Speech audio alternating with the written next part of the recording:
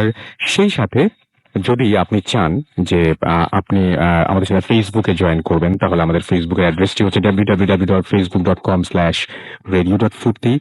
আর আরো আমার একটা পেজ রয়েছে www.facebook.com/bhutfm.russell। সো যারা বিভিন্ন অন্যান্য পেজে এখনো আছেন, অবস্থান করছেন, তাদেরকে সবিনয় অনুরোধ করব যে আপনারা এই পেজটিতে চলে আসুন, কারণ এখানেই আপনারা সঠিক ইনফরমেশন তো পাবেনই, এবং আপনারা আরো বেশি আপনাদের সমস্ত কিছু জমজমাট হয়ে উঠবে। সো এখন কথা না বাড়িয়ে আমরা সরাসরি ঘটনায় চলে যাব। আমি আজকে এই ভূত এফএমের এই এপিসোডটি শুরু করতে চাই একটু অন্যভাবে। আপনারা যারা শুনছেন, কেউ হয়তো গাড়ি থেকে শুনছেন, কেউ হয়তো বাসায় বসে শুনছেন, কেউ হয়তো শুয়ে শুনছেন, কেউ হয়তো বন্ধুদের নিয়ে শুনছেন। আপনাদের চারপাশে হাত বাড়িয়ে দেখুন যে কোনো একটা পাশে হয়তো খালি কিছু জায়গা আছে, মানে ফাঁকা জায়গা পড়ে আছে, তাই না? ফাঁকা জায়গা আছে, এবং আপনি যেখানে শুয়ে আছেন বিছানার একটা পাশ হয়তো ফাঁকা, আপনি যেখানে বসে আছেন পাশের চেয়ারটা বা পাশের জায়গাটা হয়তো ফাঁকা, আপনি যখন গাড়িতে আছেন আপনার পাশের সিটটা হয়তো ফাঁকা নাও থাকতে পারে, কিন্তু কোনো একটা ফাঁকা স্পেস আছে। সেই স্পেসে আপনি এখনই জাস্ট হাতটা বাড়িয়ে দিন। কি কেউ আছে? না থাকাটাই স্বাভাবিক, এবং হয়তো কেউই কোনো কিছু অনুভব করেননি, পাশে হয়তো কেউই ছিল না। বাট এরকম ঘটনাও ঘটে। চলে যাচ্ছে আমাদের প্রথম অতিথির কাছে। আপনার নামটা একটু প্লিজ বলবেন, এবং আপনি কোথা থেকে এসেছেন একটু প্লিজ বলবেন আমাদেরকে। থ্যাংক ইউ ভাইয়া। আমার নাম হচ্ছে নিলয়। আমি কলাবাগান থেকে এসেছি। আমি ইন্ডিপেন্ডেন্ট ইউনিভার্সিটিতে পড়ছি। আচ্ছা, রিসেন্টলি আপনার সাথে একটা ঘটনা ঘটেছে। আপনার কাছে আমি একটু আপনার ওই রিক্সার ঘটনাটা শুনি। আচ্ছা, তো প্রথমে আমি নর্মালি আমার ফ্রেন্ড সার্কেলদের সাথে আড্ডা দিই হচ্ছে ধানমন্ডি 5 নাম্বারের দিকে। তো সেদিন অ্যাজ ইউজুয়াল আড্ডা দেওয়ার পরে আমি যখন বাসার দিকে ফিরবো, তো মোটামুটি রাত 10:30 11:30 বাজে। তো আমি আসবো, তো 4 নাম্বার খেলার একটা মাঠ আছে। তো মোটামুটি ওইখানকার সোসাইটি যারা আছে ওইখানে সবাই খেলাধুলা করে। তো মাঠের কর্নারে একটা রিক্সা পাই। তো রিক্সায় আমি উঠি। নর্মালি আমার অভ্যাস যে রিক্সার ডান সাইডটাতে বসা, রিক্সায় উঠে। তো সেদিন অ্যাজ ইউজুয়াল আমি রিক্সায় উঠি, বাট আমি বাম পাশ থেকে উঠি। তো রিক্সাটা কিছু দূর যাওয়ার পরে, তো আমি যখন বাম পাশ থেকে ডান পাশের দিকে যাব, তখন আমার খেয়াল আসে যে আমি বাম পাশে বসে আছি। তো যখন ডান দিকে যেতে চাই, তখন আমার কাছে ফিল হয় যে কিছু একটা আমার পাশে বসে আছে। এটা ইদার মানে মানুষের একটা হয়তো বা কোনো একটা কিছু, বাট আমি যেতে পারছি না যে একটা মানুষ বসে আছে, যার কারণে আমি মানে ডান শেষ করতে পারছেন না। পারছি না। তো যতবারই আমি ডান পাশে সরতে যাই, ততবারই আমার ফিল হয় যে লাইক টিভি বন্ধ থাকলে বা কিছু অফ থাকলে, টিভিটা অফ থাকলে আমরা যদি পাশ দিয়ে যাই, আমাদের গায়ের পশম বা লোম যেটা বলি, এটা এরকম শক্তের মতো লাগে গায়ে। তো যতবারই আমি ডান পাশে যেতে যাচ্ছি, ততবারই আমার গায়ে এরকম একটা কাটার মতো লাগতেছে। তো সাথে সাথে আমি মানে জিনিসটা যখনই ফিল করি, তখনই আমি ভয় পেয়ে যাই। তো আমি কলাবাগান বাস স্ট্যান্ড পর্যন্ত আসা পর্যন্ত আমি টোটাল জিনিসটা ফিল করতে থাকি। মানে ভয় আমি কাউকে বলতেও পারতেছিলাম না, যে রিক্সা চালক ছিল তাকেও কিছু বলতে পারি না। যার কারণে মানে টোটাল জিনিসটা আমার ভিতরেই থাকে, আমি কাউকে কিছু বলি নাই। তো যখন একটু মানুষজন যে জায়গাটাতে মানুষজন ছিল, সেই জায়গা পর্যন্ত যখন আমি আসি, তখন আর জিনিসটা আমি ফিল করি না। তো রিক্সাটাকে আমি রাস্তার অপোজিট বাম পাশে রেখেই আমি রিক্সা থেকে নেমে ভাড়া দিয়ে ক্রস করে রাস্তার ওপারে চলে যাই। চলে যাওয়ার পরে সেদিনের মতো মানে ওরকম তেমন একটা ভয় পাইনি। এইটা ছিল হচ্ছে রিক্সার ঘটনা। আর এরপরে এবং আপনি পুরোপুরি ফিল করতে পারছিলেন যে আপনার পাশে সত্যিই কেউ বসে আছে, এবং আপনি অনুভব করতে পারছেন বসে আছে কিনা সেটা জানি না, বাট কিছু একটা আছে পাশে, যার কারণে আমি যেতে পারছি না ওই পাশটাতে, সাইডটাতে সরতে পারছি না, যে আমি যে ওখানে গিয়ে বসবো বা সরে বসবো, সেটা আমি করতে পারছিলাম না। আচ্ছা, ওকে। সো এছাড়া আর কি ঘটনা আছে আপনার কাছে একটু শুনি, জাস্ট আর একটা ঘটনা আমরা যাই। হ্যাঁ, তো এরপরে যেটা হয়, তার 4-5 দিন পরে, তো আমি ল্যাপটপে মুভি দেখতেছি, আমার বাসায় পুরো লাইট বন্ধ। আমি নর্মালি এই টাইপের জিনিস তখন এতটা বিলিভ করি না বা এতটা ভয় পাই না। তো ল্যাপটপে মুভি দেখছি, লাইটটা যেহেতু অফ, তো হঠাৎ করে আমি ফিল করি যে আমার ল্যাপটপটার অপোজিট সাইডে, মানে পায়ের ওই পাশে, যে কোনো একটা লোক বা কিছু একটা দাঁড়িয়ে আছে, যে পাঞ্জাবি বা কাপড় টাপড় কিছু এরকম বাতাসে যদি উড়ে যায়, যেরকম একটা জিনিস দেখা যায়, ওরকম আমি কিছু একটা মনে করলাম, অন্ধকারে কোনো একটা কাপড় এরকম উঠে গেল বাতাসে। তো জিনিসটা যখনই আমি ফিল করি, তখন আমি তাকায় দেখি যে না, কিছু নাই। তো তখন ফিল হয় যে না, এটা মনে হয় হয়তো বা মানে আমার চোখের কোনো ভুল, বা অনেকক্ষণ ল্যাপটপের দিকে তাকায় থাকার কারণে এরকম হতে পারে। তো তার কিছুক্ষণ পরে আবারও ওই দিন আমি এরকম দেখি, ওই দিন 2-3 বার এরকম আমার ফিল হয়, বাট আমি ওটা মানে কোনো নোটিসে না নিয়ে আমি নর্মাল শুয়ে দেখি, মুভি টুভি দেখে তো ঘুমাই টুমাই পড়ি। তার 2-3 দিন বা 3-4 দিন পরে হঠাৎ করে মানে আমি আমার রুম থেকে উঠে আমি মুভি টুভি দেখা শেষ, এখন আমি একটু ওয়াশরুমের দিকে যাব। তো যখন ওয়াশরুমের দিকে যাব, তো আমি আগে বলি যে আমার রুমের যে জানলা, সেই জানালাগুলোর এখানে তো মোটামুটি একটা স্ল্যাপের মতো একটা জিনিসপত্র রাখা যায়, এরকম একটা তাকের মতো করা। মানে জানলাটার ওইখানে একটু জায়গা আছে, ওখানে একটা নর্মাল বই টই কিছু একটা রাখা যাবে, এরকম একটা পুরাতন দিনের বিল্ডিং যেরকম বানানো হয় আর কি। তো আমি যখন যাইতে থাকি, তখন হঠাৎ করে আমি খেয়াল করি যে সেই হাতের বাম পাশে যে আমার জানলাটা, হুম। সেই জানলার উপর একটা মানে ছোট একদম 7-8 বছরের একটা 6-7 বছরের একটা বাচ্চা যদি বসে থাকে, ঠিক যেরকম একটা ফিগার আসবে, সেরকম একটা ফিগার ওটার উপরে বসে আছে। আচ্ছা, ফিগারটা কেমন ছিল? আপনার কাছে কি মনে হয় যে ফিগারটা একটু শ্যাডোর মতো বা ট্রান্সপারেন্ট ছিল নাকি একদম পুরো মানুষের মতো? একদম অত ট্রান্সপারেন্ট, হালকা একটা ট্রান্সপারেন্ট। পুরো সাইডটা যেটা, সাইড গুলো যেগুলো, এগুলা ওরকম না। আর এটা তো জাস্ট একটা চোখের পলকের মতো, হুম। অতটা নোটিস করার আগে। বাট এতটুকু আমি নোটিস করতে পারি যে যে পা গুলা ছিল এবং পেটের যে সাইডটা, আমি ফেসটা অতটা ক্লিয়ারলি না দেখলেও পা এবং পেটের যে সাইডটা আমি দেখি, সেই জায়গাটা ছোট ছোট ফোস্কার মতো পড়া ছিল, যেমন পক্স উঠলে যেরকম দেখি। আচ্ছা আচ্ছা আচ্ছা আচ্ছা। পক্সেরটা ছোট ছোট থাকে, ওটা একটু বড় বড় ছিল, and Okay. পুরো বডিটা কালো ছিল। হুম হুম। তো বসে বসে পিচিটা পা নাড়াচ্ছে। আচ্ছা। তো এইটা দেখার পর আমি লাইক অনেক বেশি ভয় পেয়ে যাই। আমি দৌড়ায় যাইতে গিয়ে আমি মানে দরজার মধ্যে অনেক জোরে ধাক্কা খাই। যেহেতু আমি দরজাটা খুলি নাই, মানে এখনো দরজাটা লক করা, তো বাড়ি খেয়ে আমি পড়ে যাই। তো সাউন্ড শুনে আমার মা চলে আসে। তো মাকে বলার পরে মা অ্যাকচুয়ালি বিশ্বাস করে না জিনিসটা, এন্ড ওইভাবে ওই দিনটা চলে যায়। তার কিছুদিন পরে আমি মানে আমার রুম থেকে বেরো ওয়াশরুমের দিকে আবারও যাব, মানে ঘুমাইতে যাবো তার কিছুক্ষণ আগে। তো আমার যে বাসায় যে লোক, যে ছেলেটা থাকতো বা কাজ করে দিত আমার বাসায়, হেল্প করতো আমার মাকে, তো ও বয়স অনেক ছোট। তো দেখা গেছে ও ঘুমাচ্ছে, তো আমি ওয়াশরুমে যাওয়ার আগে জাস্ট ওর রুমের দরজাটা খুললাম, আমি দেখতেছি যে ও ঘুমায় আছে ঠিক ওর মাথার উপরে। একটা মানুষ মাটিতে শুয়ে আছে, একটা কেউ দাঁড়ায় ওর মাথাটার দিকে যদি নিচু হয়ে তাকিয়ে থাকে, ওইভাবে ওই পিচ্চিটাই দাঁড়ায় আছে এবং ওই ছেলেটার দিকে এরকম নিচু হয়ে তাকায় আছে। তো এটা দেখার সাথে সাথে মানে আমি যে এর আগে দেখছি, তখন তো আমি আমার মাকে দেখাইতে পারিনি। আমি চাইছিলাম যে ওই মুহূর্তে আমি আমার মাকে দেখাবো। তো এই জন্য আমি জোরে মানে চিৎকার মানে দিতেও পারিনি, জাস্ট আম্মু বলার আটা বলছি। সাথে সাথে দেখলাম যে জিনিসটা এরকম বাতাসের মতো একটা স্পিডে সুইং করে চলে গেল, চলে একদম স্ট্রেটলি এবং আমার। এটা আপনারা দুজনে দেখেছেন? না না, এটা আমি একা, ও পিচ্চিটা তো ঘুমাচ্ছে, আম্মু হুম। এখনো আসেনি। তো জাস্ট আমাদের বাসার অপোজিটেই হচ্ছে আরেকটা বাসা, ওই বাসাটা মানে দোতলা, ওর সামনে গাছপালা আছে, 2-3টা নারকেল গাছ আছে। তো দেখলাম জিনিসটা একদম স্ট্রেটলি বাতাসের মতো উড়ে গিয়ে ওই নারকেল গাছটার একদম যে উপরের যে পাতাটা ছিল, সে পাতাটা ধরে একদম সোজা স্ট্রেটলি নিচে নামতেছে, আবার উপরের দিকে উঠতেছে, এন্ড সাউন্ড হচ্ছে পাতাটা যে নিচে নামতেছে। তো এইটা দেখার সাথে সাথে আমি জোরে চিৎকার করি যে আম্মু এদিকে আসো। তো আম্মু আসার সাথে সাথে যখন আমি সামনের দিকে তাকাই, তখন আর জিনিসটা ছিল না, এন্ড ওই মুহূর্তে ওই জিনিসটা ফেড হয়ে যায়। তো এইভাবে অনেক ছোট ছোট অনেক ঘটনা ঘটে রুমের ভিতরে। প্রায় আমি বুঝি যে না, মানে একটা জায়গায় যদি পুরো স্তব্ধ থাকে, পুরো কেউ সাউন্ড টাউন নাই কোনো, বাট আমি প্রায় ফিল করতাম যে কিছু একটা আমাকে দেখতেছে বা কিছু একটা আমার আশেপাশে আছে। আমার বাসা আর আমার পাশের বাসাটার ভিতরে একটা ছোট্ট একটা গ্যাপ আছে, and আমার রুমের ঠিক পাশেই হচ্ছে একটা ওই বিল্ডিং এর একটা বাথরুম। তো দেখা গেছে যে জিনিসটা হয়, আমি প্রায় সময় রাত্রেবেলা সাউন্ড পাই যে কিছু একটা আমার বাসা 5 তলার উপরে, যে নিচে এই দুই বিল্ডিং এর মাঝখানে যে জিনিস টুকটাক ময়লা, কাগজ টাগজ, পলিথিন টলিথিন ফেললে তো অনেক জিনিসপত্র থাকে বিল্ডিং এর মাঝখানে, যেখানে যায় না কেউ। আমি 5 তলায় বসে সাউন্ড পাই যে না, আমি ফিল হয় যে আমি নিচ তলায়, and আমার এই পাশ দিয়ে কোনো একজন মানুষ হাঁটতেছে, বিড় বিড় বিড় বিড় করে সাউন্ড, কথা বলতেছে। আর আমাদের অনেকেরই এই জিনিসটা একটা সমস্যা আছে যে আমরা রাতের বেলা দাঁত কামড় দিই, দাঁত কামড়ালে এক ধরনের একটা উইয়ার্ড রকম একটা সাউন্ড হয়। বাট আমি জিনিসটা কন্টিনিউয়াসলি ফিল করতাম যে এই 5 তলার উপরের থেকে আমি ক্লিয়ারলি বুঝতে পারতেছি যে এই দুই বিল্ডিং এর মাঝখানে যে চিপা জায়গাটা, এই চিপা জায়গাটাতে কেউ হাঁটে, and বিড় বিড় বিড় করে কি যেন বলে। আর মাঝে মধ্যে যখন মানে চুপচাপ হয়ে যায়, তখন সাউন্ড পাই যে দাঁত কিরমির কিরমির কিরমির করে। মানে এটা দাঁতে আমি এভাবে বুঝাইতে পারবো না, মানে একদম দাঁত জোরে জোরে কিটমিট কিটমিট করলে যে হাড্ডি খাওয়ার যে সাউন্ডটা, আমরা বলি, মানে কাছাকাছি ওরকম কিছু? ওরকম একটা কিছু। ওকে তো ওকে এই জিনিসগুলো আর কি নর্মালি হয়। ওকে, আমি আপনার কাছে আবারও একটু পরে আসছি। তার মধ্যে আমরা আরো একটা ঘটনা শুনে আসবো আমাদের আরো একজন অতিথি আছেন তার কাছ থেকে। এবং এর মাঝখানে আমি কিছু SMS এবং কিছু ফেসবুকে কমেন্ট পড়তে চাই। আপনারা অনেকেই লিখেছেন, যে এখানে দেখতে পাচ্ছি যে আমাদের ফেসবুকে লিখেছেন যে ভূতের গল্প শুনতে ভালো লাগে রাসেল ভাই।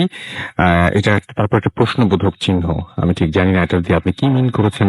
একা বসে ভূতের গান শুনছেন, নিকোষ, না, নিকোলাস নিকোলাস ঘাগরা। ওকে, আমাদেরকে মাহবুব আলম লিখেছেন আজকে ভূত এফএম খুব ভালো হয়, ফেসবুকের কমেন্ট পড়ছি কিন্তু। নীরব মানমুন আমাদের লিখেছেন ভূত এফএম অসম আমাদেরকে।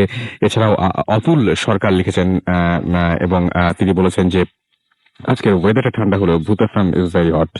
ওকে, আমাদেরকে এছাড়াও আরো অনেকেই এখানে কিন্তু কমেন্ট করেছেন এবং ঠিক একইভাবে আমি দেখতে পাচ্ছি যে আমার যে পেজটা রয়েছে সেখানে অনেকে কমেন্ট করছেন এবং আমি মনে করি যে আপনারা আমাদের সাথে আজকে যে ঘটনাগুলো আছে সেই ঘটনাগুলো অনেক এনজয় করবেন এবং আপনি চিন্তা করে দেখুন যে আপনার বাসায় সত্যি যদি এরকম কোনো ঘটনা ঘটে, সত্যি যদি আপনার বাসায় যদি দেখেন যে আপনি অনুভব করতে পারেন যে আপনার রুমের মধ্যে কেউ আছে, আপনার সাথে কেউ মানে আপনাকে সবসময় দেখছে, তাহলে কেমন লাগে? আসলে অনেক ভালো লাগার কথা।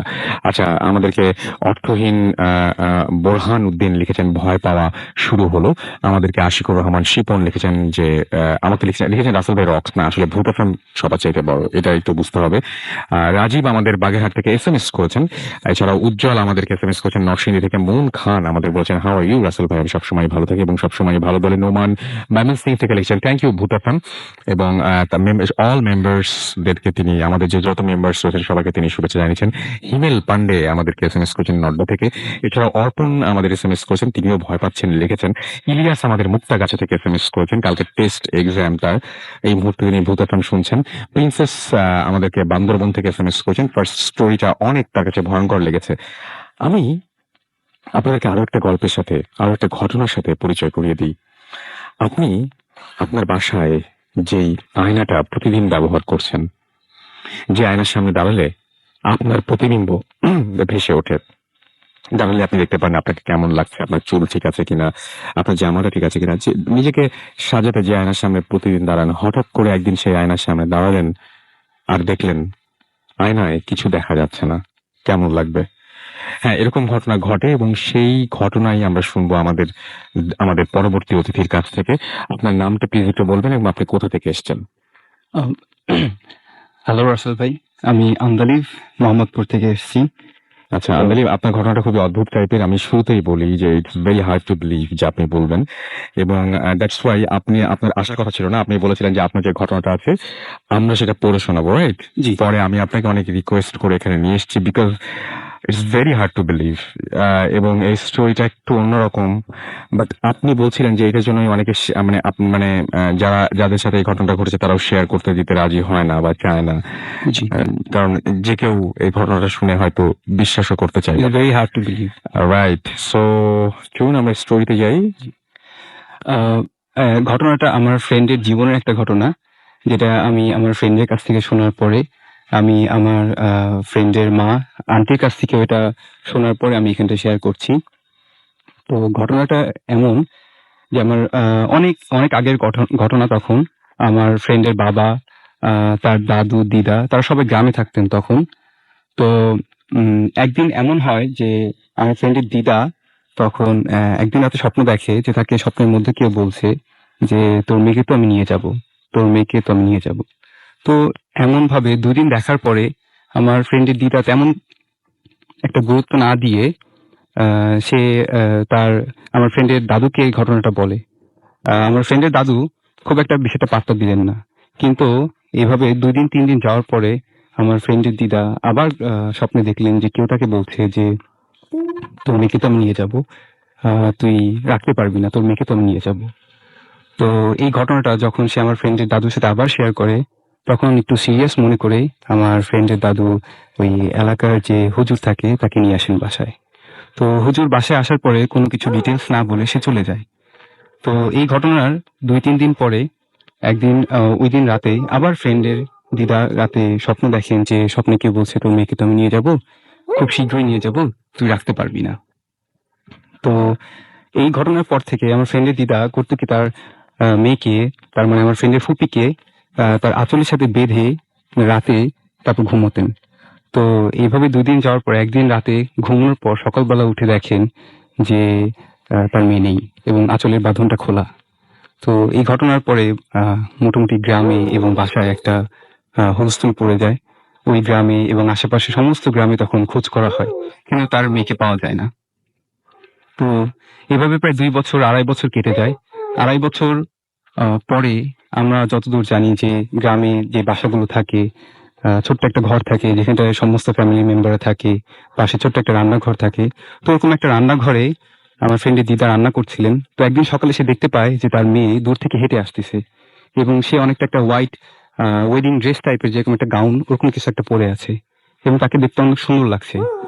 তো সে তার মেয়েকে দেখে যখন কাছে যেতে চায়, জড়িয়ে ধরতে চায়, তখন তার মেয়ে বলে যে প্লিজ আমাকে জড়িয়ে ধরো না, পরে বলছি সব। তখন সে বাসার ভেতরে এসে বলে যে আমি তোমাদের বাসায় উঠতে পারবো না, আমাকে কোন রকম আজকের মধ্যে একটা থাকার জায়গা করে দাও। তো আমার ফ্রেন্ডের দাদু তখন যেহেতু গ্রামের মধ্যে মোটামুটি ক্ষমতাশীল একজন মানুষ ছিলেন, সে খুব তাড়াতাড়ি কয়েকজন লোক ডেকে বাসার মধ্যে তখন ছোট্ট একটা ঘরের ব্যবস্থা করে দেয়। তো ওই ঘরে তখন আমার ফ্রেন্ডের ফুপি উঠে। তো এরপর সে সবকিছু আসলে একটু একটু একটু সে করে শেয়ার করা শুরু করে যে তাকে কে নিয়ে গিয়েছিল, কারা নিয়ে গিয়েছিল, এটা সে বলতে রাজি হয়নি। বাট সে এটা বলে যে তাকে নিয়ে যাওয়া হয়েছিল ব্ল্যাক ম্যাজিক করার জন্য এবং সে এই 2 বছর 2.5 বছরে অনেক কিছু শিখেছে, অনেক ব্ল্যাক ম্যাজিক শিখেছে এবং ওইখান থেকে শেখার পরে সে ওইখানে কোনো একটা ঝামেলা করে এবং কিছু একটা করে সে ওইখান থেকে চলে এসছে এবং এখানটা সে চলে আসছে। তো এবং বলেছে যে সে কারোর সাথে কোনো রুমে থাকতে পারবে না, সেই রুমেই থাকবে। তো যাই হোক, আমার ফ্রেন্ডের দাদু দিদার এই নিয়ে কোনো সমস্যা ছিল না। সে তার মেয়েকে ফিরে পেয়েছে, এইভাবেই ভালো মোটামুটি চলতে থাকে। তো ওই আমার ওই ফ্রেন্ডের ফুপির ব্যাপারে কিছু বলি যে সে যখন বাসায় আসলো, বাসায় আসার পরে তার রুমের মধ্যে সে ব্ল্যাক ম্যাজিক প্র্যাকটিস করতো। তার রুমটা ছিল এমন যে রুমের একটা পার্টিশনে থাকার জায়গা ছিল, আর পাশের আরেকটা পার্টিশনে সে ব্ল্যাক ম্যাজিক প্র্যাকটিস করতো। রুমের ভেতরে কি ছিল কেউ কখনো জানতেও পারেনি, বলতেও পারেনি। তো এবং তার রুমের মধ্যে এবং অনেক কিছুর রেলিক টাইপের কিছু একটা ছিল, অনেকগুলো রেলিক টাইপের আপনার বিভিন্ন এনিমেলের কঙ্কাল টাইপের কিছু একটা ছিল তার রুমের মধ্যে। তো যাই হোক, এইভাবে সে ওই বাসায় থাকতো, সবার সাথে সবকিছু মোটামুটি শেয়ারও করতো, কিন্তু বাসার এরিয়ার বাইরে কখনো যেত না। এবং আরো কিছু বলে রাখা দরকার যে তার বাসার মধ্যে সে যখন ব্ল্যাক ম্যাজিক প্র্যাকটিস করতো, তার রুম থেকে বিভিন্ন টাইপের এনিমেলের সাউন্ড আসতো এবং অনেক ইনস্ট্রুমেন্ট বাজালে যেরকম সাউন্ড হয় ওই সব সাউন্ড আসতো এবং ওই সাউন্ডগুলো বাসার এরিয়ার বাইরে কখনো শোনা যেত না, বাসার ভিতরে আসতে এইসব শোনা যেত। তো গ্রামের মানুষজন যখন আস্তে আস্তে জানা শুরু করলো যে আমার ফ্রেন্ডের ফুপি ব্ল্যাক ম্যাজিক প্র্যাকটিস করে, তারা আস্তে আস্তে বাসায় এসে ঝামেলা করতে শুরু করলো যে একে গ্রাম থেকে বের করে দাও, একে গ্রামের মধ্যে রাখা যাবে না, আমাদের গ্রামে অনেক প্রবলেম হবে। কিন্তু কোনোভাবেই আমার ফ্রেন্ডের দাদু দিদা এটা মানতে রাজি হলো না এবং তারা যেহেতু একটু ক্ষমতাশীল ছিল, তারা জিনিসটাকে একটু প্রতিহত করলো।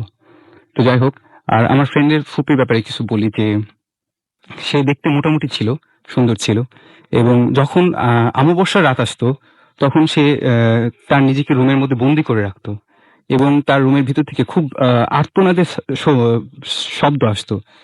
মনে হচ্ছে তার শরীরে খুব বেশি কেউ আঘাত করছে, আঘাতের শব্দ শোনা যেত এবং তার আঘাতের আর্তনাদের শব্দ শোনা যেত এবং সে আগেই বলে রাখতো যে আমি রুমের মধ্যে যেভাবে থাকি না কেন কেউ কখনো আমার রুমের কাছে আসবে না। ঠিক এইভাবে পূর্ণিমার রাতে তার সে দেখতে আরো অনেক সুন্দর হয়ে যেত, মনে হতো যে তার শরীর থেকে আলো শাইন করে বেরোচ্ছে, এমন মনে হতো। হয়তো তার ব্ল্যাক ম্যাজিক প্র্যাকটিস করার জন্য এগুলো হয়তো দেখা যেত। তো এইভাবে অনেক দিন চলতে থাকলো। এর মাঝে যখন আমার ফ্রেন্ডের বাবা যখন বিয়ে করলো, আমার ফ্রেন্ডের মাকে বিয়ে করলো, বাসায় নিয়ে আসলো, সে যখন আসার পর জানতে পারলো যে এই ফ্যামিলিতে এইসব হচ্ছে, আমার ফ্রেন্ডের ফুপি ব্ল্যাক ম্যাজিক প্র্যাকটিস করছে, তাকে এরকম কোন একটা থেকে নিয়ে যাওয়া হয়েছিল, সে আবার ফিরে আসছে এবং এসে ব্ল্যাক ম্যাজিক প্র্যাকটিস করছে। এরপর থেকেই আমার ফ্রেন্ডের মা কখনোই আমার ফ্রেন্ডের ফুপিকে কখনোই পছন্দ করতো না, বিন্দু মাত্র পছন্দ করতো না। সে সবসময় তাকে উল্টো পাল্টা কথাবার্তা বলতো, তার সাথে খারাপ বিহেভ করতো, কিন্তু আমার ফ্রেন্ডের ফুপি কখনোই এটা নিয়ে কোনো তার মধ্যে খারাপ লাগা কাজ করতো না। তো এর মধ্যে যখন আমার ফ্রেন্ডের জন্ম হলো, তখন থেকেই আমার ফ্রেন্ডকেও আমার ফুপি ওই ফ্রেন্ডের ফুপি অনেক পছন্দ করতো। ফ্যামিলিতে অন্য কাউকে পছন্দ না করলেও তাকে অনেক বেশি পছন্দ করতো। তো যখন ফুপি যখন আমার ফ্রেন্ডকে আদর করতো করতো, এটা দেখলেই ফ্রেন্ডের মানে আপনি বলতে চাচ্ছেন যে আপনার ফ্রেন্ডের সাথে আবার তার ফুপুর খুব ভালো সম্পর্ক খুবই ভালো ছিল, সম্পর্ক ভালো ছিল। সম্পর্ক ছিল। ফ্যামিলিতে আর কারোর সাথে না থাকলেও খুবই ভালো সম্পর্ক ছিল, এবং খারাপ সম্পর্কটা ছিল আমার ফ্রেন্ডের মা এবং তার ফুপির মধ্যে খারাপ সম্পর্কটা ছিল। তো একটা ঘটনা আমাকে তারা বলেছে যে আমার ফ্রেন্ডের বয়স যখন 4 কি 5 হবে, তো আমার ওই ফ্রেন্ডের ফুপির রুমে তো কেউ অ্যালাউড ছিল না যাওয়াটা। তো বাসার কোনো কাজের লোক কোনো একদিন ওই রুমের মধ্যে যখন ঢুকে সে সেন্সলেস হয়ে যায়, এবং কোনোভাবে তখন তাকে রুম থেকে বের করা হয়। আমরা কি জানতে পারি রুমের ভেতরে কি আছে? হ্যাঁ, আমি যতদূর আমার ফ্রেন্ডের কাছ থেকে শুনেছি যে সে যতদূর আমাকে বলেছে যে সে তখন অনেক ছোট ছিল, যতদূর মনে করতে পারে ততদূর বলেছে যে রুমের পুরো ফ্লোরটা ছিল কালো, এবং ওয়ালগুলো ছিল সব সাদা, এবং ওয়ালে বিভিন্ন ইনস্ট্রুমেন্ট এবং বিভিন্ন এনিমেলসের কঙ্কাল টঙ্কাল এসব কিছু রাখা থাকতো। ওকে, তারপরে কি হলো? তারপরে যেটা হলো যে এরকম আরেকটা দিনের ঘটনা, যে বাসায় আরেকজন লোক এভাবে দাঁড়িয়ে আছে। তো আমার ফ্রেন্ড যেহেতু ও সবসময় ওই রুমের মধ্যে ঢুকতে পারতো এবং বেরিয়ে আসতে পারতো, আর কারো রুমের মধ্যে ঢোকার পারমিশন না থাকলেও শুধুমাত্র ও যেতে পারতো এবং বেরিয়ে আসতে পারতো। তো একদিন ও করেছে কি, ওই রুমের মধ্যে ঢুকে কোনো একটা ছোট্ট রেলিক টাইপের কিছু একটা জিনিস নিয়ে এসেছে। তো ওটা আনার পরে বাসার আরেকজন যে মেম্বার ছিল, সে ওটা হাতে নেওয়ার সাথে সাথে সে সেন্সলেস হয়ে গেছে। তো যাই হোক, এরপরে বাসায় ফুপি আসলো। ফুপি এসে তাকে কিছু একটা বলে তার জ্ঞান ফিরে আনার পরে সে বাসা থেকে চলে যায়। তো এই ঘটনা নিয়ে, যেহেতু এই ঘটনাগুলা ফ্যামিলির মধ্যে অনেক বেশি হচ্ছিল, এবং এটা নিয়ে গ্রামের লোকজন অনেক কথাবার্তা বলছিল, এবং ফুপির সাথে এবং আমার ফ্রেন্ডের মার মধ্যে অনেক খারাপ একটা সম্পর্ক চলছিল, তখন এই ঘটনার উপর বেস করে আমার ফ্রেন্ডের মা আমার ফুপিকে অনেক উল্টোপাল্টা কথা বলা শুরু করে, এবং এই কথাবার্তা বলার এক পর্যায়ে আমার ফ্রেন্ডের ফুপি কোনো ধারালো কিছু একটার উপর গিয়ে পড়ে, এবং সে খুব ডিপলি উন্ডেড হয়। এখানে একটা জিনিস বলে রাখি যে আমার ওই ফ্রেন্ডের ফুপি কোনো একটা জায়গায় কেটে গেলে অথবা সে কোনো ভাবে যদি উন্ডেড হতো, ওটা হিল করতে অনেক বেশি টাইম লাগতো। সাধারণ ছিল না, সাধারণ ছিল না, হ্যাঁ। অনেক ব্লিডিং হতো বা অনেক এরকম ব্লিডিং কিছু হতো, একটা। অনেক টেক কেয়ার করার পরে ওটা গিয়ে ঠিক হতো। ওকে, তারপরে তারপরে এই ঘটনা যখন আমার ওই ফ্রেন্ডের ফুপি কোনো একটা ধারালো কিছুর উপর গিয়ে পড়লো, সে ডিপলি উন্ডেড হয়।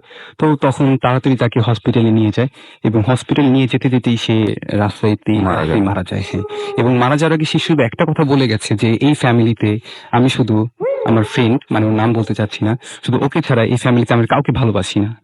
এটা সে মারা যাওয়ার আগে বলে গেছে।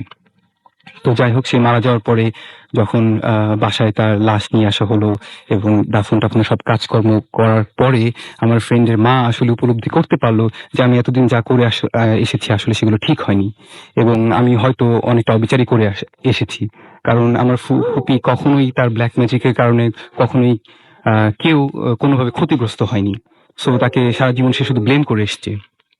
তো এইভাবে সে আসলে নিজেকে একটু অন্যরকম ভাবতো এরপর, এই ঘটনার পর থেকে।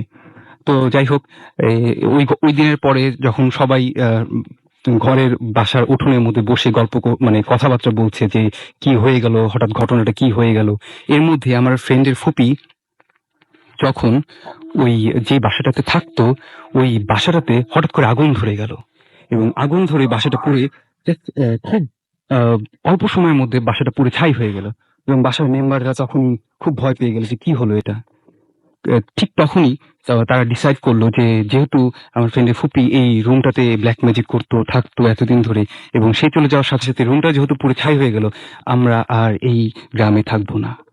তখন এরপর থেকে আমার ফ্রেন্ডের দাদু দিদা, আমার ফ্রেন্ডের মা বাবা সবাই মিলে ঠিক করলো যে আমরা এই গ্রাম ছেড়ে চলে যাব, এই এলাকা ছেড়ে চলে যাব, এই এরিয়া ছেড়ে চলে যাব। তখন তারা ওই গ্রাম ছেড়ে ঢাকায় চলে আসলো, একটা জায়গায় চলে আসলো, আমি নাম বলতে চাচ্ছি না। তো এখানটায় এসে তারা যখন তারা ওই গ্রাম ছেড়ে চলে আসলো, তখন আমার ফ্রেন্ডের বয়স আনুমানিক 5 কি 6 হবে। তো ঢাকায় চলে আসার পরে অনেক দিন হয়ে গেল, ঘটনা প্রায় 1 বছর 1.5 বছর পার হয়ে গেল। আমার ফ্রেন্ডের বয়স তখন 7 কি 7.5 হবে। তো আমার ফ্রেন্ড তখন আমাকে বলছিল যে একদিন রাতে সে শুনতে পায় যে কেউ তাকে ডাকছে, তার নাম ধরে ডাকছে। সো প্রথম দিন সে পাত্তা না দিল, দ্বিতীয় দিন সে আবার শুনতে পায় যে কেউ তাকে ডাকছে, তার নাম ধরে ডাকছে। তখন সে ভালো করে খেয়াল করে দেখলো যে এটা তার ফুপির গলা, ফুপির ভয়েসে কেউ তাকে ডাকছে। তখন সে উঠে গিয়ে দেখে যে আয়নার মধ্যে তার ফুপি দাঁড়িয়ে আছে, এবং তার সাথে কথা বলার চেষ্টা করছে। তখন সে আয়নার মধ্যে কথা না বলে সে ওই রাতটা কাটায়। পরের দিন সকালবেলা তার মাকে শেয়ার করে যে, "আমি তো গতকাল রাতে ফুপিকে দেখেছি আয়নার মধ্যে। সে আমার সাথে কথা বলতে চাচ্ছিল।" তখন তার মা বুঝতে পারে যেহেতু ফুপি ব্ল্যাক ম্যাজিক করতো, সামহাউ সে কিছু একটা করে গেছে। যার কারণে সে এখনো মৃত্যুর পরেও আমার ফ্রেন্ডের সাথে কথাবার্তা বলতে পারে। কথাবার্তা কিভাবে বলে আরেকবার বলেন। হ্যাঁ, সে কথা বলতো আয়নার মাধ্যমে, কোন একটা মিররের মাধ্যমে। রাইট। হুম। হুম। সো আমি ফার্দার বলছি যে ওই আমার তখন তার মা বলে দিল যে, "তুমি এক কাজ করো, তুমি তোমার ফুপি যদি আসে তুমি তোমার ফুপির সাথে কথা বলো।" তো তখন আমার ফ্রেন্ড আমার সাথে শেয়ার করলো যে এভাবে প্রায় প্রতিদিন রাতেই আমার ফ্রেন্ড আয়নার মধ্যে গিয়ে আয়নার সামনে দাঁড়িয়ে ফুপির সাথে কথা বলতো এবং দূর থেকে তার মা দেখতো যে আমার ফ্রেন্ড আয়নার সামনে দাঁড়িয়ে কথা বলছে। বাট সে কখনো এটা দেখতেও পারেনি, কখনো সে কথা বলতেও পারেনি। তার মানে শুধু আমার ফ্রেন্ডই শুধু হুম। আয়নার সামনে দাঁড়িয়ে কথা বলতো এবং বিভিন্ন কথা বলতো। আমার ফ্রেন্ড আমাকে বলেছে যে মাঝে, মাঝে তার ফুপি আসতো কথা বলতে। মাঝে, মাঝে আরো কিছু লোক আসতো কথা বলতে। বাট তাদের সাথে আমার ফ্রেন্ড কথা বলতো না। বলতো শুধু ফুপির সাথেই। ওকে। এবং আ আমার ফ্রেন্ডকে যদি কোনো ব্যাপারে আগে থেকেই সাজেশন দিতে হইতো, কোনো ব্যাপারে যদি সাবধান করতে হতো, তো ফুপি আগে থেকেই ওকে সাবধান করে দিত অথবা কিছু জানিয়ে দিত। ওকে। আপনাকে অনেক থ্যাংকস আপনার ঘটনার জন্য। আমরা আপনার কাছে হয়তো আবারও ফিরে আসবো। যদি আপনার অন্য ধন্যবাদ। কোনো ঘটনা থাকে। আমরা আপাতত একটা বিজ্ঞাপন বিরতিতে যাবো এবং বিরতির পরে আবারও ফিরে আসছি। আমাদের সাথে থাকুন, কোথাও যাবেন না। স্টে টিউনড টু রেডিও ফুর্তি অ্যান্ড ডোন্ট স্টপ দ্য ফুর্তি। অনেক অনেক দারুণ দারুণ ঘটনা আপনার জন্য ওয়েট করছে। বিশেষ করে মর্গের ঘটনা রয়েছে এবং মানে হসপিটালের মর্গের ঘটনা রয়েছে আপনাদের জন্য ব্ল্যাক ম্যাজিকের শিকার, একদম সরাসরি এখনো ব্ল্যাক ম্যাজিকে ভুগছে এরকম একজন মানুষ কিছুক্ষণের মধ্যে স্টুডিওতে আসবে। সো আমাদের সাথে থাকুন। যাওয়ার আগে জানিয়ে যায় যদি আমাদের এসএমএস করতে চান, মোবাইলের মেসেজ আপনাকে টাইপ করুন ফুর্তি FORTI ফুর্তি স্পেস দিয়ে লিখুন আপনার নাম, স্পেস দিয়ে আপনার মেসেজ পাঠিয়ে দিন 9840 নাম্বারে। আমাদেরকে ইমেল করতে চাইলে আমাদের ইমেল অ্যাড্রেস হচ্ছে bhutfm@radiofurti.fm which is BHWTFM@radiofurti.fm। আপনার নাম, ঠিকানা এবং ফোন নাম্বার সহ আপনার জীবনে ঘটে যাওয়া সেরা ঘটনাটি পাঠিয়ে দিন আমাদের কাছে। শুরুতে অবশ্যই উল্লেখ করুন ঘটনাটিকে আপনি এসে শেয়ার করবেন নাকি আপনি চান যে আপনার ঘটনাটা আমরা পড়ে শোনাই। আর যারা আমাদের সাথে ফেসবুকে কানেক্টেড থাকতে চান চলে যান www.facebook.com/radio.furti অথবা www.facebook.com/bhutfm.russell। নিচ্ছি ছোট্ট একটা বিরতি। স্টে টিউনড রেডিও ফুর্তি এন্ড ডোন্ট স্টপ ফুর্তি।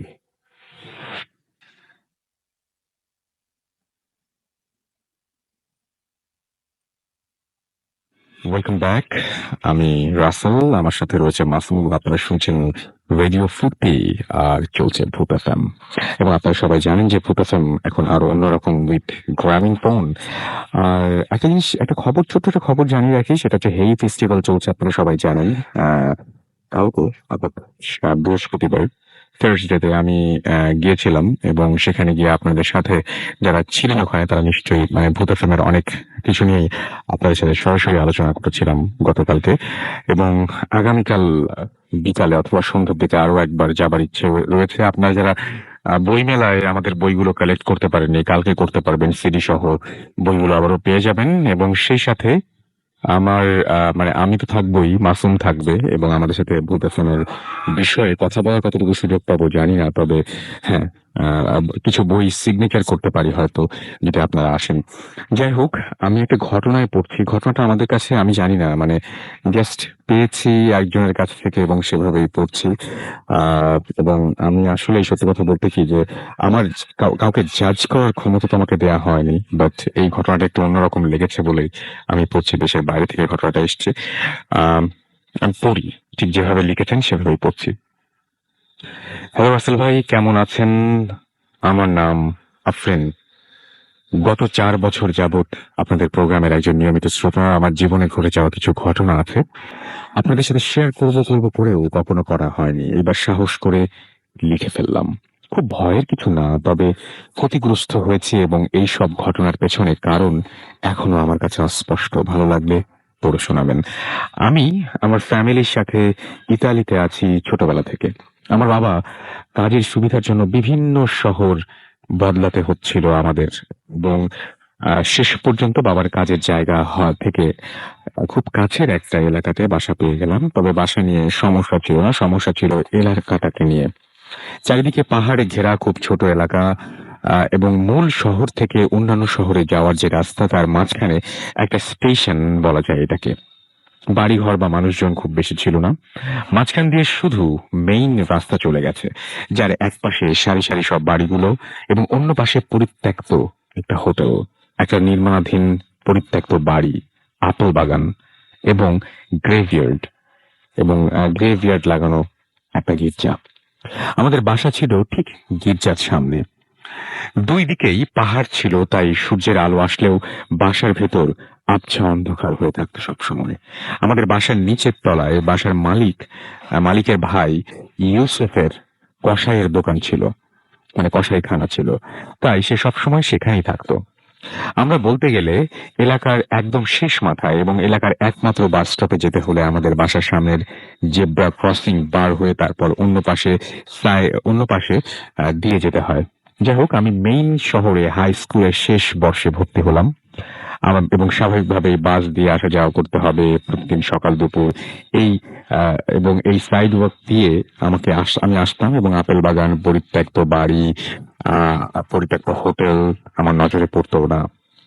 এসবের সামনে দিয়ে হেঁটে আসলেও আমার নজরে পড়তো না, কারণ কখনো অস্বাভাবিক বা ভৌতিক কিছু মাথায়ও আসেনি। স্কুল শেষ, কলেজে ভর্তি হয়েছি, সামার ভ্যাকেশন চলছে, বাসায় আছি। একদিন হঠাৎ বিকট শব্দ আমার জানালা দিয়ে দেখতে পেলাম। ইউসুফের দোকানের সামনে বিলবোর্ড, রাস্তার পাশে যে পাথরের দেয়ালে লাগানো, ওইখানে একটা গাড়ি ব্রেক ফেল করে ধাক্কা খেয়েছে। পুলিশ, অ্যাম্বুলেন্স মুহূর্তে চলে আসলো, গাড়ির দরজা কেটে উদ্ধার করলো ভেতরের মানুষকে, এবং সেটা ছিল একজন মহিলা এবং তার 5 বছরের মেয়ে। বাচ্চাটা অলরেডি মারা গেছে এবং মায়ের অবস্থা গুরুতর। যাই হোক, ওই মহিলা সুস্থ হওয়ার পর সবসময় সেই দেয়ালটার নিচে কিছু ফুল আর মোমবাতি জ্বালিয়ে রেখে যেত। আমার কলেজ শুরু হলো।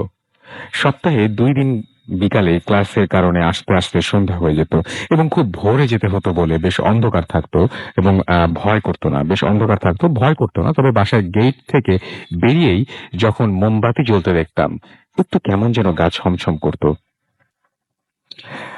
বাচ্চাটার জন্য খুব খারাপ লাগতো। মাঝে মাঝে মনে হতো বাচ্চা মেয়েটার আত্মা কি এখানে আছে, আমাকে দেখছে। আহারে। উইন্টার এসে গেল।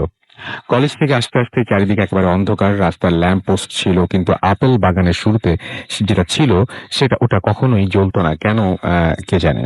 কিছুদিন পর আরেকটা অ্যাক্সিডেন্ট, তাও এই একই জায়গায়। আমার বাসার সামনে যে জেব্রা ক্রসিং, ওইটা পার হওয়া হচ্ছিল এলাকার একজন বুড়ো মহিলা গাড়ির সাথে ধাক্কা লেগে পড়ে গিয়েছে। আবার পুলিশ, অ্যাম্বুলেন্স, কিন্তু তারপর ওই বুড়ি মহিলার কি হয়েছিল কিছুই খবর পায়নি। কলেজের প্রথম বর্ষ শেষ করে আমি দ্বিতীয় বর্ষে, আর তখন থেকেই আমার সাথে শুরু হলো সব ঘটনা। একদিন কলেজ শেষ করে হেঁটে আসছি, যেহেতু উইন্টার তাই সন্ধ্যাতেই পুরোপুরি অন্ধকার। আপেল বাগানটা সেই বন্ধ ল্যাম্প পোস্টটা পার হয়ে সামনে এগোচ্ছি। গিজার লাইট, আমাদের বাসা দেখা যাচ্ছে। হঠাৎ ঘাড়ে কিছু একটা স্পর্শ পেলাম। ভাবলাম বাতাস, কিন্তু উইন্টার জ্যাকেট পরা, ঘাড় তো পুরো ঢাকা, বাতাস লাগার চান্সই নেই। আর বাতাসের স্পর্শতে কেন মনে হলো কোনো ঠান্ডা হাতের স্পর্শ। চারিদিকে তাকিয়ে ভয় পেয়ে বসলো আমাকে, যা গত 2.5 বছরে একবারও পাইনি। একটা মানুষও নেই, আমি একা এই সব কিছুর মাঝখানে। কিছু না ভেবে দৌড় দিলাম। যাই হোক, বাসায় গিয়ে আম্মুকে সব বলার পরে সে ঠিক করলো এখান থেকে বাস স্টপে আমার জন্য দাঁড়িয়ে থাকবে, পরে আমাকে নিয়ে একেবারে আসবে, যেন আর ভয় না পাই। এভাবেই চলছিল। ভয়টা ভুলে গিয়েছিলাম, কিন্তু প্রায় 3-4টার দিকে ঘুম ভেঙে যেত। কি যেন কানের কাছে এসে ফু দিত। মনে হতো ঘরে আমি, আমার বোন ছাড়াও অন্য কেউ আছে। খুব ঘেমে যেতাম। মাঝে মাঝে আম্মুকে ঘুম থেকে ডেকে এনে বলতাম, একটু ধোয়া পরে মাথায় ফু দিয়ে দাও তো। ভয়ঙ্কর সব স্বপ্ন দেখতাম। যাই হোক, এভাবে চলে গেল আরো 1.5 বছর। এর মাঝে ভূত এফএমের সাথে পরিচয় করিয়ে দিল এক বন্ধু। অন্যদের ঘটনা শুনে শুনে স্বাভাবিক হয়ে গিয়েছিলাম। কলেজ ছেড়ে দিয়েছিলাম 3য় বর্ষ শেষ করে। দেশে গেলাম 3 মাসের জন্য। আমার মা দেশে গিয়েই কোনো এক কবিরাজ তাকে তাবিজ এনে পরিয়ে দিতে বলল আমাকে।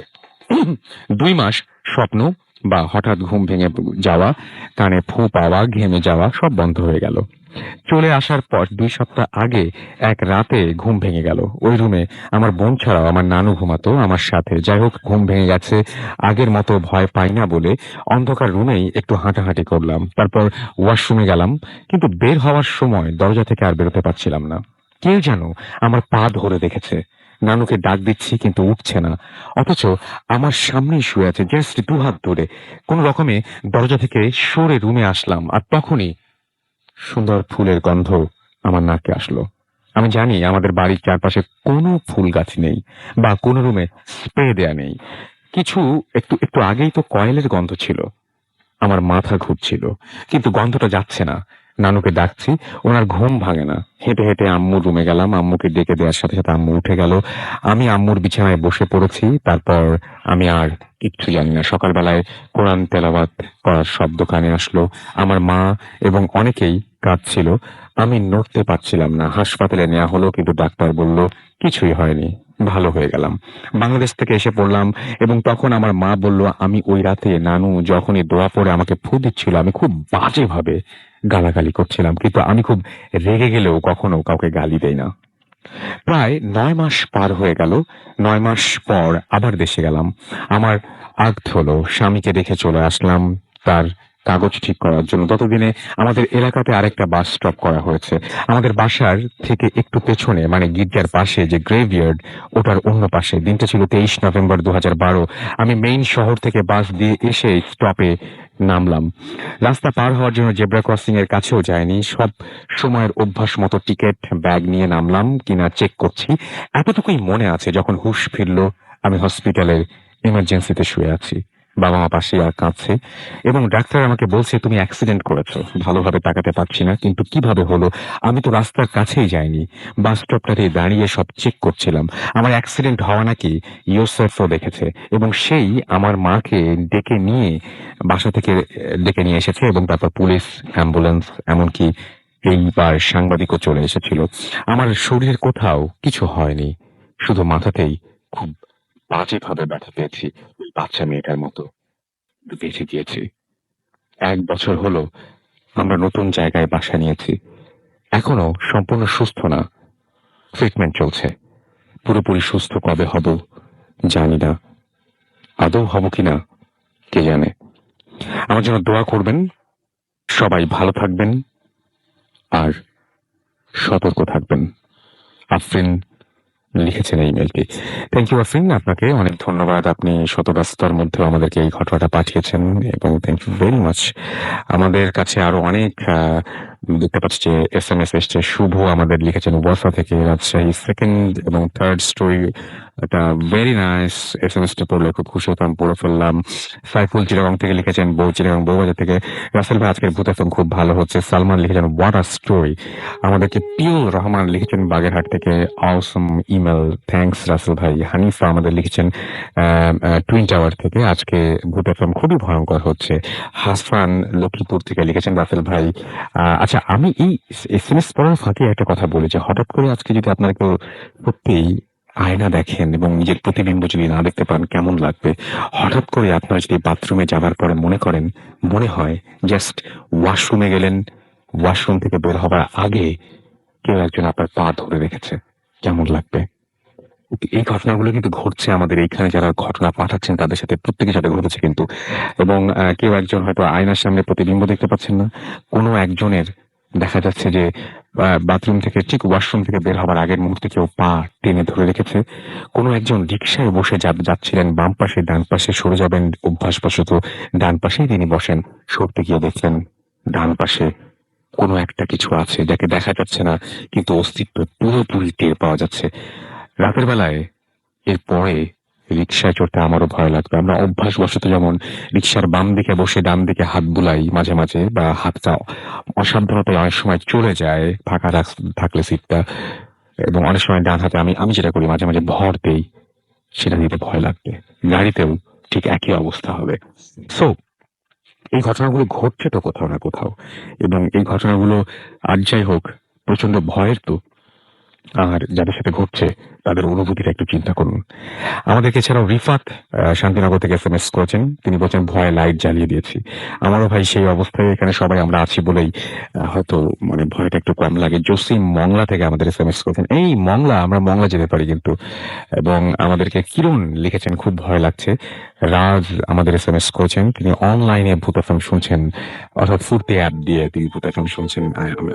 আমাদেরকে এছাড়াও পালকি মাসুম SMS করেছেন ফ্রম তেজগাঁও। গাঁও, এবং আমাদেরকে এছাড়াও আলভি মোহাম্মদপুর থেকে এসএমএস করেছেন, আতিক বগুড়া থেকে এসএমএস করেছেন, আমাদেরকে আশফাক এসএমএস করেছেন মিরপুর 10 থেকে, রাহাত আল আমিন বনশ্রী থেকে এসএমএস করেছেন, এমডি বাদল গাজীপুর থেকে এসএমএস করেছেন, অনেক আমাদের এসএমএস করেছেন আমাদেরকে। এছাড়াও দেখতে পাচ্ছি রাজ এসএমএস করেছেন, জিহাদ কেরানীগঞ্জ থেকে, আহমেদ আমাদের এসএমএস করেছেন, আহমেদ খুলনা থেকে, শাকিব আমাদের মোহাম্মদপুর থেকে এসএমএস করেছেন, আমাদেরকে এসএমএস করেছেন নেলসন, এছাড়া আমাদেরকে এসএমএস করেছেন নাশিতা কুড়িল থেকে, এছাড়াও আমাদেরকে তানিয়া এসএমএস করেছেন এবং টেইন আমাদের এসএমএস করেছেন মোহাম্মদপুর থেকে, এছাড়াও আমাদেরকে মিম এবং মেহেদি এসএমএস করেছেন আমাদেরকে ম্যানিলা ময়মনসিং থেকে। ও ওকে ফাইন, আমরা এর পরের বার যখন আবারও ফিরে আসবো তখন আরো কিছু ঘটনা নিয়ে আসবো, কিন্তু এখন মোটামুটি যে অবস্থায় আছে কোনো ঘটনা শুরু করলে হয়তো শেষ করা যাবে না, সেই জন্য আপনাদের পারমিশন নিয়ে আরো একবার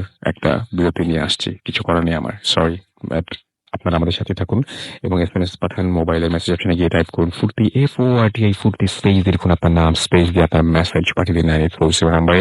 আমরা যারা ইমেল করতে চান, আমাদের ইমেল অ্যাড্রেস হচ্ছে bhutfm@radio50.fm, which is bhwtfm@radioforti.fm। আমাদের ফেসবুক অ্যাড্রেস হচ্ছে www.facebook.com/radio.furti অথবা www.facebook.com/bhutfm.russell। লাইক দিয়ে কমেন্ট করুন আমাদের আজকের পোস্টে এবং সেই সাথে পেজে।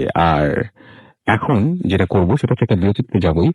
বিরতির আগে আমি যেটা করব সেটা হচ্ছে যে অবশ্যই আপনাদেরকে জানিয়ে দেবো যে এরপর যখন ফিরে আসবো থাকবে একটা মর্গের ঘটনা, এবং সেই মর্গের ঘটনাটার জন্য আপনি প্রস্তুত থাকুন। ফিরে আসছি একটু পরেই। স্টে টিউনড টু রেডিও ফুর্তি অ্যান্ড ডোন্ট স্টপ দ্য ফুর্তি।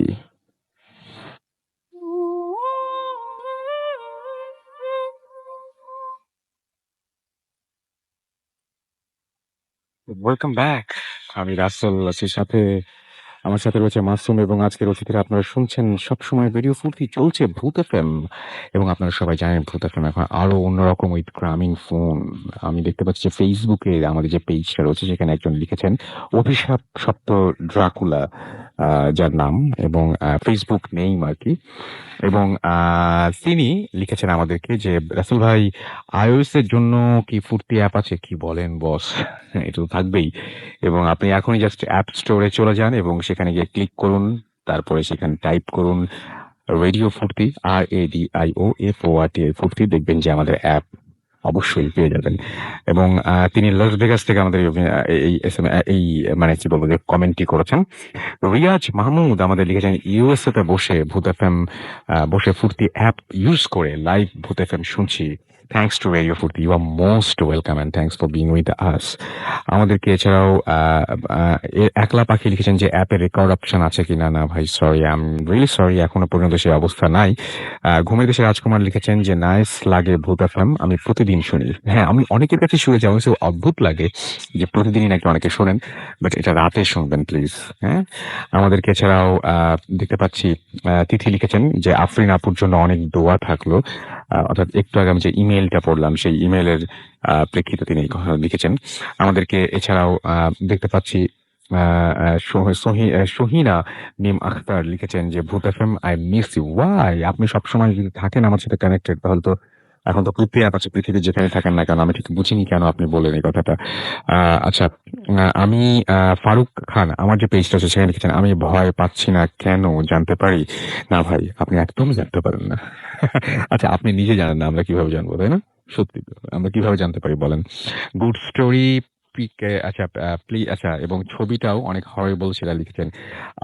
আমি দেখতে পাচ্ছি শাহরিয়ার নওয়াজ আমাদের লিখেছেন, এবং তার সঙ্গে তিনি ভূত এফএম শুনছেন এই মুহূর্তে। তার সঙ্গে রয়েছে রাকিব এবং ফারিজা, তারা সবাই ভূত এফএম শুনছেন এই মুহূর্তে।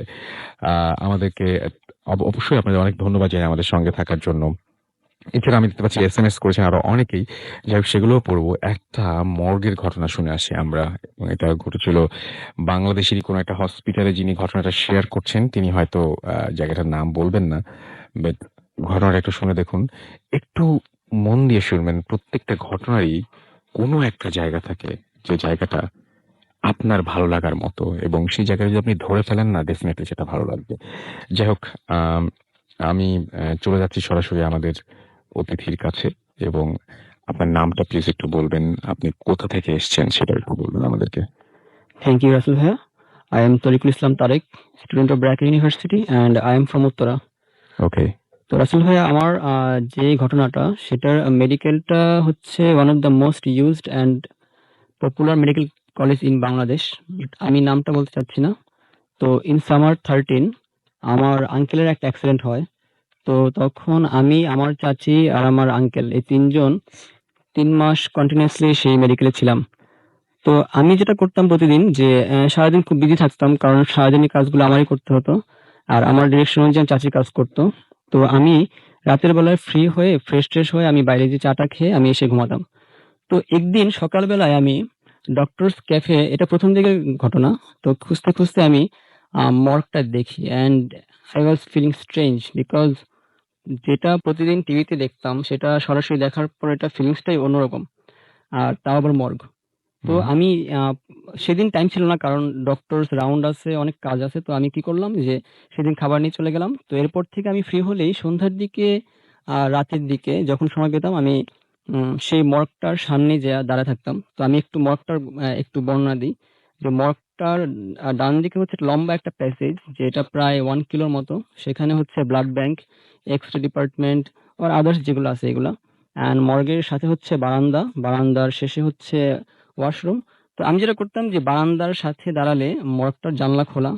তো ওই জানলা দিয়ে স্ট্রেচারের বডিগুলা মানে শেপটা বোঝা যেত আরকি। তো আমি সারাদিন ডেড বডি দেখতাম। আমার সামনে অনেক লোক মারা গেছে আরকি। তো আমার মানে সবসময় এগুলো অদ্ভুত চিন্তা আসতো মাথার মধ্যে যে মানুষ মানে এরকম। তো আমি একদিন সেদিন মেডিকেলে লোক পেশেন্ট একদমই ছিল না। মেডিকেলটা এমন একটা জায়গা যে কোনো দিন অনেক পেশেন্ট, কোনো দিন পেশেন্ট একদমই কম। তো সেদিন পেশেন্ট অলমোস্ট মানে ছিলই না এরকম।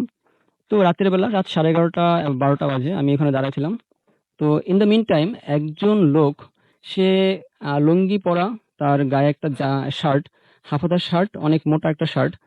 আর পায়ে কিছু ছিল না, জুতো ছিল না। তো সে এসে আমার সাথে এমনভাবে দাঁড়ালো, it seems like it was pre-planned যে সে এখানে আসবে আর আমি আপনার এখানে সাথে দেখা হয়ে যাবে। জি ওয়েট হুম, করব। হুম, হুম, হুম। তো যাই হোক, সে এসে দাঁড়ালো। আমি তার দিকে তাকালাম, কিছু বললাম না। সে বলল যে, "কি করেন এখানে?" আমি বললাম যে, "এমনি দাঁড়ায় আছি।"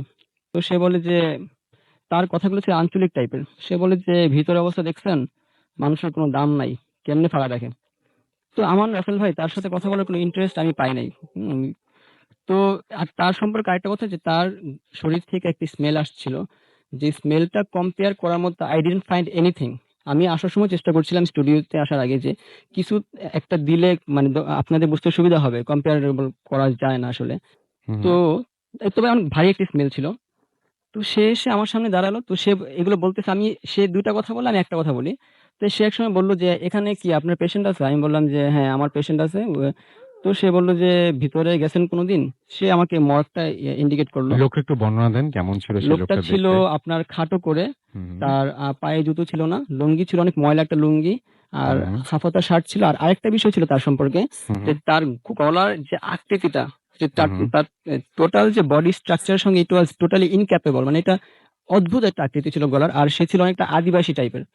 দেখলে বোঝা যায় কিন্তু যে একটা আদিবাসী জাত, দেখলে বোঝা যায়। তো সে ছিল এরকম ধরনের। আর তার সাথে আমার না মানে তার ১ম তার এক্সিস্টেন্স টা আমার কাছে ভাল লাগছিল না। হুম? হুম, হুম। তো তারপর সে বলে, "ভিতরে গেছেন কোনদিন?"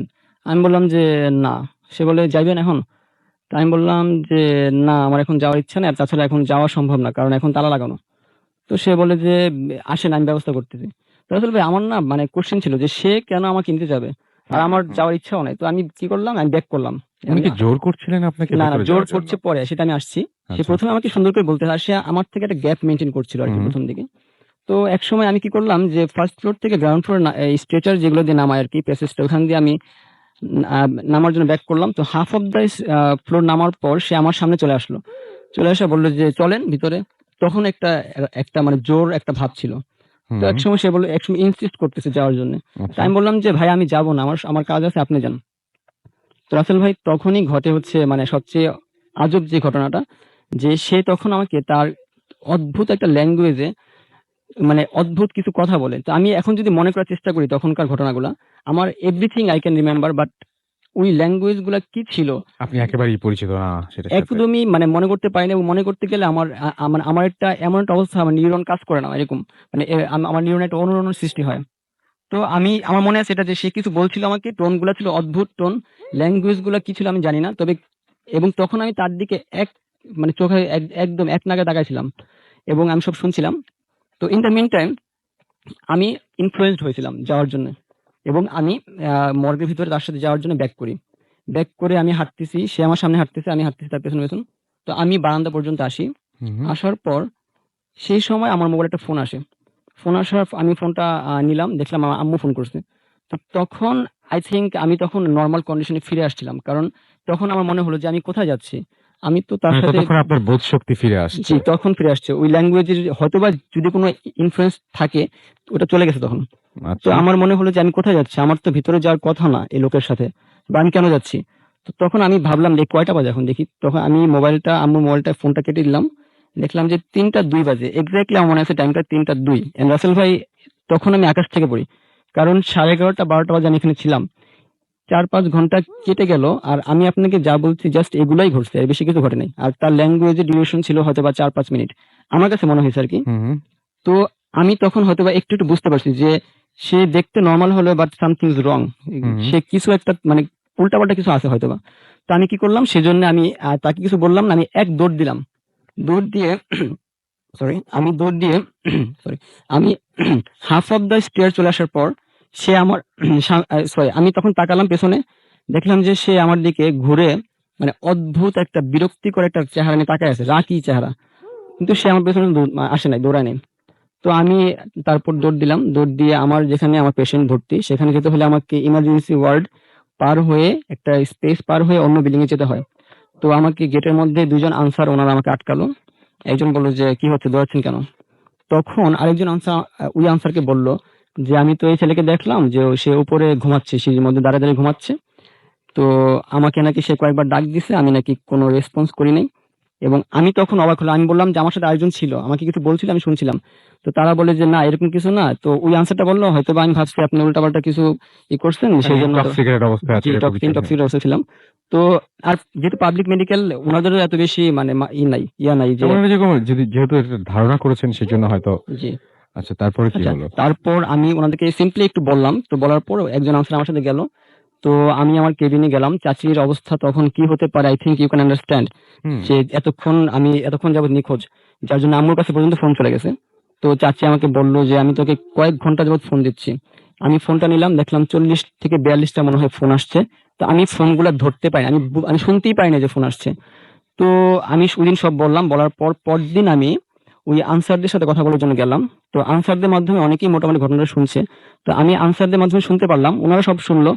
তো লোকটার যে বর্ণনা দিলাম, ওনারা আমাকে যেটা জানালো যে এর পিনাক চাকমা নামে একটা লোক সেখানে সুইপার ছিল, কাজ করত। আচ্ছা। উনি ছিল প্রতিবন্ধী মেইনলি। তো উনি 5-6 বছর আগে এই মর্গের ভিতরে রক্ত বমি করে মারা গেছে। কোনো কারণ ছাই। মানে কোনো কারণ ছাড়া কি সে মানে উনাকে পাইছি এখানে রক্ত বমি করা অবস্থায়, উনার ডেড বডি ছিল। তো আর আমি এক্স্যাক্টলি শিওর না যে আমি যাকে দেখছি সে কে এটা কিনা, কিন্তু তার সাথে অনেকটাই মিল, চাকমা চাকমা চেহারা, আর আমি যা বলছি তাই, এগুলাই ছিল এরকম। তো আমার এখন কোশ্চেনগুলো হচ্ছে যে আমার যেগুলো মিস্ট্রেস মনে হয় যে হুম। এতগুলা ঘন্টা কিভাবে পার হলো, আর লোকটা আমার সাথে কোনোদিন কখনো টাচ করে না, সে একটা গ্যাপ মেনটেন করে চলছে। হুম। আর হচ্ছে যে তার মানে ল্যাঙ্গুয়েজ গুলা কি ছিল, এটাও আমার একটা কোশ্চেন। তো তারপর আমি আর সেই মর্গে কোনোদিন রাতের বেলা যাইনি, সকালবেলা গেছি, মানে ওই বিল্ডিং এ আমি অনেক কাজ ছিল। তো রাতের বেলা আমি গেলে কাউকে নিয়ে গেছি। আচ্ছা। তো রাসেল ভাই, এই মর্গ নিয়ে এটা ছিল আমার মানে এটা হয়তো সিম্পল, কিন্তু আমি যখন ফেস করছি ঠিক ওই মুহূর্তে যে বারান্দার মধ্যে আমার আম্মু ফোন করছে এবং আমি বুঝতেছি এতগুলো ঘন্টা পার হয়ে গেছে এবং আমি তার সাথে দাঁড়ায় আছি and I am on the way for the morgue. তখন আমার ছিল যে মানে আমার সবচেয়ে বেশি ভয় লাগছে তখন, এবং আমার কাছে হ্যাঁ, মনে হচ্ছে যে আমার আমার কাছে সবচেয়ে জীবনে বেশি ইন্টারেস্টিং মনে হচ্ছে আসলে সেই পার্টটা, যখন আপনি একটা লোক আপনাকে ইনসিস্ট করছিল অনেকটা জি, মর্গের ভেতরে যাওয়ার জন্য এবং আপনি রাজি হচ্ছিলেন না। একটা পর্যায়ে যখন সেই বিষয়টা নিয়ে আবার পরবর্তীতে আলোচনা হলো, জানা গেল আপনি প্রথমেই বর্ণনা দিয়েছিলেন যে দেখতে উনি অনেকটা আদিবাসীদের মতন, জি, কোনো একটা আমাদের মানে কোনো একটা গোত্রের মতন তিনি। এবং পরবর্তীতে যখন হসপিটালে আপনি যখন শুনলেন এবং সেই নামের সাথে আপনার চেহারার মিল, অর্থাৎ বর্ণনার মিল, দুটো জিনিস খুব কাছাকাছি। জি। So এটাই ইন্টারেস্টিং অনেক যে ওই ভদ্রলোক যদি আপনাকে সত্যি ভেতরে নিয়ে যেত ওই মর্গের ভেতরে, জি। তাহলে আপনার আসলে ওনার মতোই রক্তবমি হতো কিনা, আপনিও আসলে ওখান থেকে বেঁচে ফিরতেন কিনা, সেটা কে বলতে পারে। এটাই সবচাইতে বেশি অন্যরকম লেগেছে আমার কাছে। Anyways, thank you very much. আমরা চলে যাব আমাদের পরবর্তী ঘটনায়। তার আগে আমরা কিছু এসএমএস পড়ে ফেলতে চাই। আমাদেরকে সুব্রত সরকার ময়মনসিংহ থেকে এসএমএস করেছেন। তিনি ভূত এফএম অনেক পছন্দ করেন, তাই লিখেছেন। আমাদেরকে নসিব ফার্মগেট থেকে এসএমএস করেছেন। আমাদেরকে তাসনুবা মাহবুব এসএমএস করেছেন, তিনি ভূত এফএম শুনছেন, অনেক ভালো লাগছে। আমাদেরকে এছাড়াও শুভ এসএমএস করেছেন এবং তিনি বলেছেন যে ভূত এফএম জমে উঠেছে। আমাদেরকে নাইম হাসান উত্তরা থেকে এসএমএস করেছেন এবং মগের কাহিনীটা অসম হয়েছে তাই জানিয়েছেন তিনি। আমাদেরকে বুশরা এসএমএস করেছেন ঢাকা থেকে, অসম স্টোরি। আমাদেরকে রিদ এসএমএস করেছেন, আজকের এপিসোডটা একদম এপিক হবে। Thank you very much. আমাদেরকে এছাড়াও প্রিয়াঙ্কা এসএমএস করেছেন কেরানীগঞ্জ থেকে, লাবিবা বেইলি রোড থেকে আমাদের এসএমএস করেছেন। আমাদেরকে মামুন আমাদের এসএমএস করেছেন এবং আজকে তার বার্থডে, জন্মদিনের অনেক শুভেচ্ছা থাকলো আপনার জন্য বাঁধন। আমাকে লিখেছেন তারা 5 জন ছাদের উপরে ভূত এফএম শুনছেন এই ঠান্ডায়। গোলাম রাব্বি আমাদের মিডফোর্ড থেকে এসএমএস করেছেন এবং আমাদেরকে এসএমএস করেছেন, দেখতে পাচ্ছি। আচ্ছা, তিনি বলেছেন যে আপনি ক্রিকেট কেমন খেলেন? খুবই অপ্রাসঙ্গিক হয়ে গেল না কথাটা এখানে? আমাদের খুলনা থেকে আনোয়ার এবং আফরিন এসএমএস করেছেন। আমাদেরকে দেখতে পাচ্ছি এছাড়াও অপু এবং রাখি এসএমএস করেছেন এবং তিনি বলছেন কি নতুন বই বের হয়েছে না, বাংলা একাডেমির প্রাঙ্গণে চলছে হে ফেস্টিভ্যাল, সেখানে আপনি 13 নম্বর অশুভ সংকেত এবং ভয়ের কবচ এই দুটো বই পাবেন, সঙ্গে দুটো সিডি অর্থাৎ অডিও, মানে রেকর্ডেড কতগুলো একটা এপিসোড, দুটো এপিসোড ইনফ্যাক্ট না, দুটো এপিসোড, সেই দুটো এপিসোড আপনি ফ্রি পেয়ে যাবেন। সো সেটা আপনি বাংলা একাডেমি থেকে সেই বইগুলো কালেক্ট করতে পারবেন। প্লাস কালকে আমার যাওয়ার ইচ্ছা আছে। আলিফ আমাদের এসএমএস করেছেন উত্তরা থেকে, ফার্স্ট স্টোরিটা ভালো লাগলো। আমাদেরকে এছাড়াও দেখতে পাচ্ছি আরো অনেকেই এসএমএস করেছেন। আপনি যদি এসএমএস করতে চান মোবাইলের মেসেজ অপশনে গিয়ে টাইপ করুন ফুর্তি FORTI ফুর্তি, স্পেস দিয়ে লিখুন আপনার নাম, স্পেস দিয়ে আপনার মেসেজ পাঠিয়ে দিন 9840 নাম্বারে। আমরা যদি ইমেল করতে চান তাহলে আমাদের ইমেল অ্যাড্রেস হচ্ছে bhutafm@radiofurti.fm, which is bhutfm@radioforti.fm। আপনার নাম, ঠিকানা এবং ফোন নাম্বার সহ আপনার জীবনে ঘটে যাওয়া সেরা ঘটনাটি পাঠিয়ে দিন। আপনার পুরোপুরি অ্যাড্রেস লিখুন। শুরুতে অবশ্যই লিখুন আপনি ভূত এফএম এসে আপনার ঘটনা শেয়ার করতে চান নাকি আপনি চান আপনার ঘটনা আমরা পড়ে শোনাই। যারা বিশেষ করে আমাদের এখানে আসতে চান তারা অবশ্যই ফোন নাম্বার উল্লেখ করতে ভুলবেন না। আমাদেরকে এখানে ফেসবুকেও দেখতে পাচ্ছি অনেকে এসএমএস করেছেন। শাকিল আহমেদ লিখেছেন যে আজকে কোনো এক্সট্রা আওয়ার হবে কিনা, না ওটা স্পেশাল ছিল। আমরা যদি আবারও ঢাকার বাইরে কোথাও যাই তাহলে অবশ্যই হবে। তখন আসলে অনেক মানুষ থাকে, তো লোকাল যারা থাকেন তারা, আমরা এখান থেকে যারা যাই তারা সবাই মিলে একটা জমজমাট অনেক বড় একটা আয়োজন সেটা। তো আপনার শহরেও কিন্তু চলে আসতে পারি। আপনি জানান যে আপনি কোন শহরে থাকেন, সেই শহরে কি ঘটনা রয়েছে। যদি আসলে ইন্টারেস্টিং কিছু পাওয়া যায়, ডেফিনেটলি উইল বি দেয়ার। আমাদেরকে নাজমুল ইসলাম নয়ন লিখছেন লাইট বন্ধ করে ভূত এফএম শুনছেন তিনি। অনেকদিন পর ভূত এফএম শুনছেন, কিছুই ভালো লাগছে না ফেসবুক নেই তার। আমাদেরকে এছাড়াও দেখতে পাচ্ছি এমডি রাজন এসএমএস করেছেন, না এখানে কমেন্ট করেছেন এবং একা শুনছেন, তিনি ভয় পাচ্ছেন। আপনি যদি আমাদের সাথে ফেসবুকে কানেক্টেড থাকতে চান তাহলে চলে যান www.facebook.com/bhutfm.raffle অথবা www.facebook.com/radio.furti। যাই হোক, আমরা চলে যাব আমাদের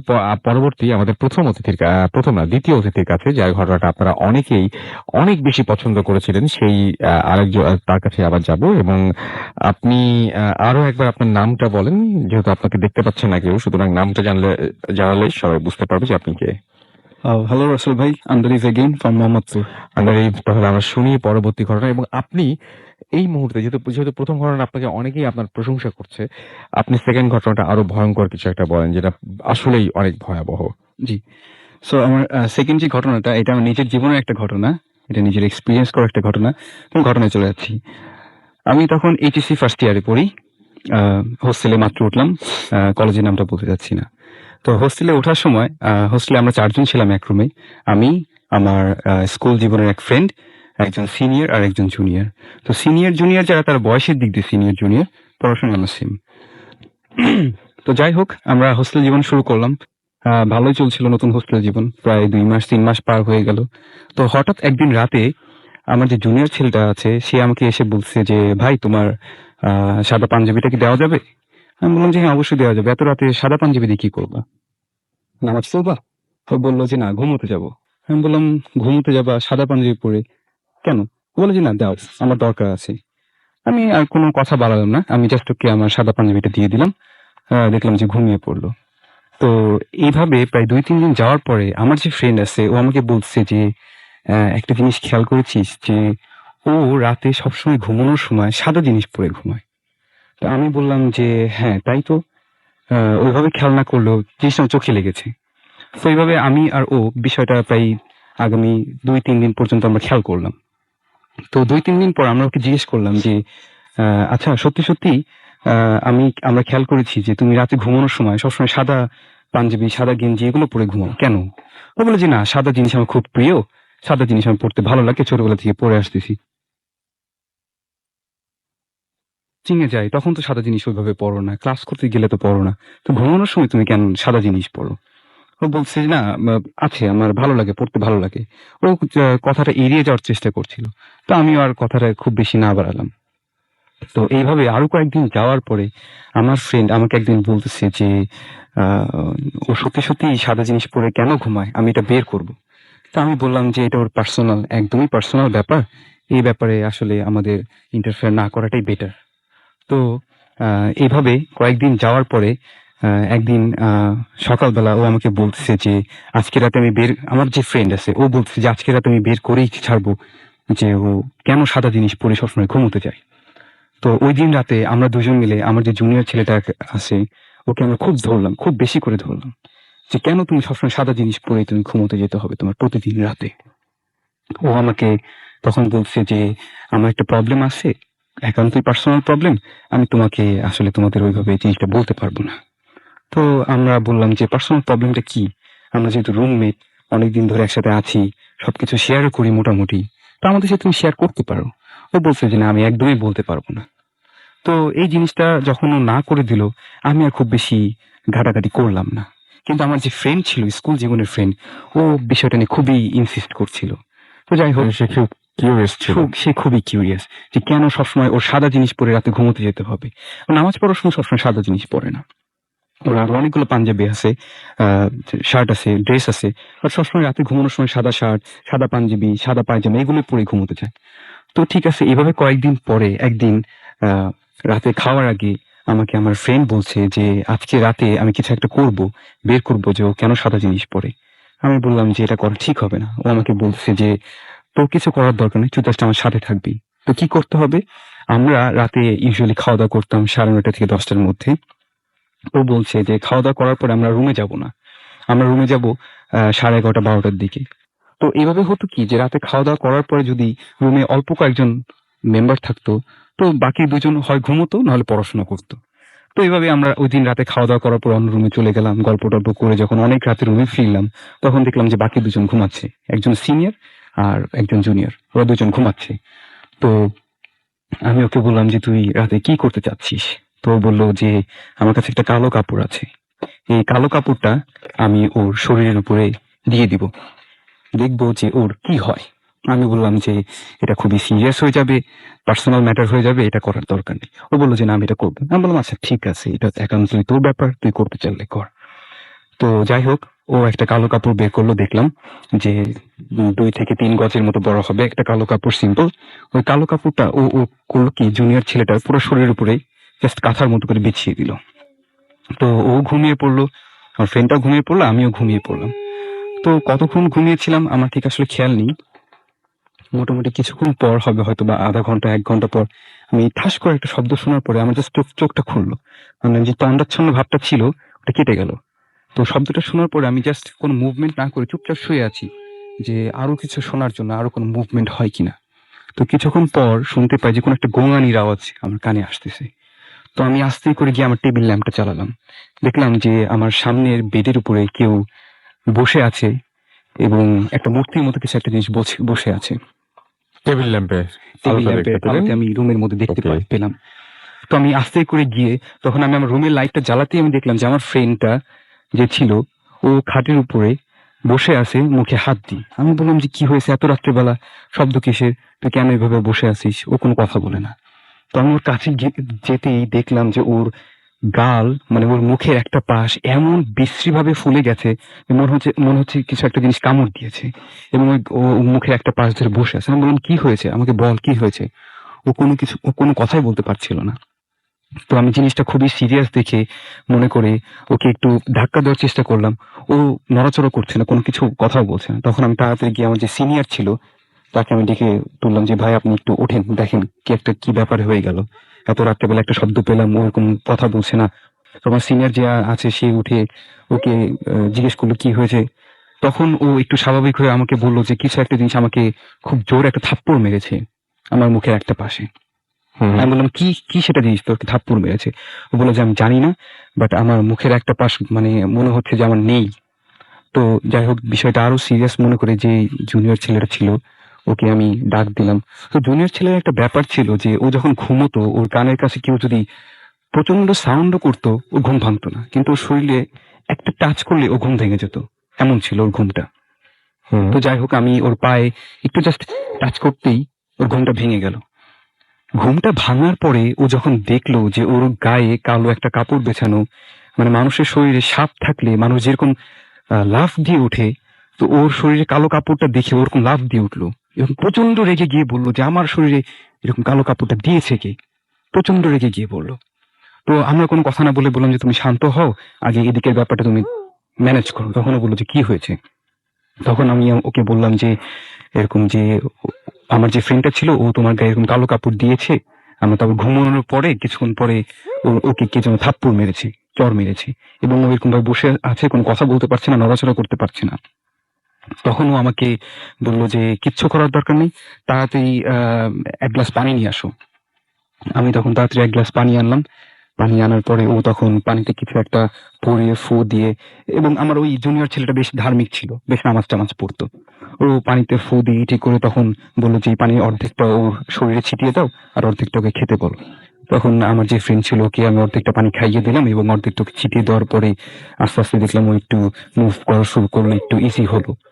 তো তখন আমার যে জুনিয়র ছেলেটা আছে তখন বলছে যে আমি তোমাদের আগে আগে সাবধান করেছিলাম যে এটা নিয়ে বেশি বাড়াবাড়ি করো না, কিন্তু তোমরা আসলে আমার কথা শুনোনি।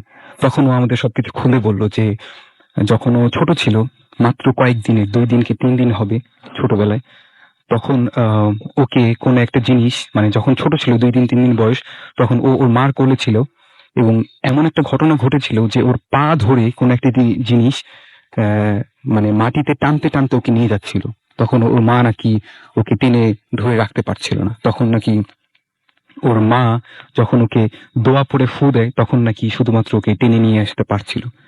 তো এরপর ওদের এলাকার অনেক বড় একজন হুজুরের কাছে যাওয়ার পরে ওই হুজুর ওকে বলে যে ইউজুয়ালি মানুষ যখন বড় থাকে তখন যদি কোনো একটা জিনিস তার উপরে ভর করে অথবা নজর দেয়, তখন তখন জিনিসটা যতটা না ভয়ঙ্কর, কোন একটা শিশুর উপরে, কয়েকদিনের কোনো একটা বাচ্চার উপরে যদি কোনো একটা জিনিস নজর দেয় এটা অনেক বেশি এফেক্ট করে এবং এটা সারা জীবন লাস্টিং করে। তখন ওই হুজুর বলেছে যে তোমার উপরে যেহেতু তুমি ছোট ছিলা, তোমার উপরে কিছু একটা জিনিস নজর দিয়েছে এবং এটা সারা জীবন থাকবে। আমি হয়তো এই জিনিসটাকে কাটাতে পারবো না, কিন্তু আমি তোমাকে কিছু জিনিস বলে দিচ্ছি, তোমার সাথে ভালো কিছু একটা জিনিস আমি দিয়ে দিচ্ছি যেটা তোমাকে খারাপ জিনিস থেকে প্রোটেক্ট করবে। এবং তুমি কখনোই সারা জীবনে কখনোই তুমি 3/4 প্যান্ট, হাতা কাটা গেঞ্জি এসব জিনিস কখনো পরবা না, এবং রাতে ঘুমানোর সময় সবসময় অজু করে সাদা জিনিস পরে ঘুমোবা। এভাবে ওই হুজুরটা তাকে বেশ কিছু জিনিস বলে দিয়েছে যে এইসব জিনিস তুমি মেনটেন করবা। ওকে, থ্যাংক ইউ ভেরি মাচ আপনার স্টোরির জন্য। এবং আমি জানি যে আজকে যারা এই মুহূর্তে ভূত ফিল্ম শুনছেন তারা অনেকেই বলছেন আজকের এপিসোডটা একটা এপিক এপিসোড, আজকের এপিসোডটা one of the best episode. আবার অনেকে এটাও বলবেন যে ভূত ফিল্ম আগে ভালো হতো, এখন আর আগের মতো হয় না। তো যারা বলছেন ভালো তাদের তাদের কাছ থেকে আমরা অনেক ইন্সপায়ার্ড হই, আমরা অনেক প্রশংসা শুনলে সবাই ইন্সপায়ার্ড হয়। আর যারা বলছেন যে ভূত ফিল্ম আগের মতো হয় না, তাদের কাছ থেকেও আরেক ধরনের প্রেরণা পাই যে ভূত ফিল্ম আমাদের আরো ভালো করতে হবে। আমরা ক্রমাগত শিখছি এবং ক্রমাগত আমরা শিখতে শিখতে এগিয়ে যাচ্ছি। আমরা আরো বেশি মানে যত দিন যাচ্ছে তত বেশি আমরা বুঝতে শিখছি আপনাদেরকে, আপনাদের পছন্দ আপনারা জানাচ্ছেন, আমরা অভিজ্ঞ হচ্ছি। এবং সেই সাথে আমার মনে হয় যে তাহলে তো আসলে দিনে দিনে ভালোই হওয়া উচিত। আপনারা দোয়া করবেন আমাদের জন্য। এবং এখন যে ঘটনাটা আমরা শোনাবো আপনাদেরকে, অনেক সময় আপনারা এখানে দেখছেন যে ব্ল্যাক ম্যাজিক নিয়ে অনেকে অনেক কথা বলতে আসছেন, কিন্তু ইনি একদম মানে এই তো ভিকটিম তো অবশ্যই, এখনো পর্যন্ত তিনি ট্রিটমেন্ট চালিয়ে যাচ্ছেন, তার ট্রিটমেন্ট চলছে এবং একটা সময় তার মনে হতো তিনি যে কোনো মুহূর্তে তো মারা যাবেন। তিনি মসজিদে মসজিদে দিনের পর দিন কাটিয়ে দিতেন। সেরকম একজন মানুষ এই মুহূর্তে আমাদের সাথে এসে জয়েন করছেন এবং কিছুক্ষণের মধ্যে আমার সাথে জয়েন করবেন। কিন্তু তার একটা ছোট বিজ্ঞাপন বিরতি নিতে হবে এবং বিজ্ঞাপন বিরতির পরে আবারও ফিরে আসছি। কোথাও যাবেন না, আমাদের সঙ্গে থাকুন। স্টে টিউনড রেডিও ফুর্তি অ্যান্ড ডোন্ট স্টপ দ্য ফুর্তি।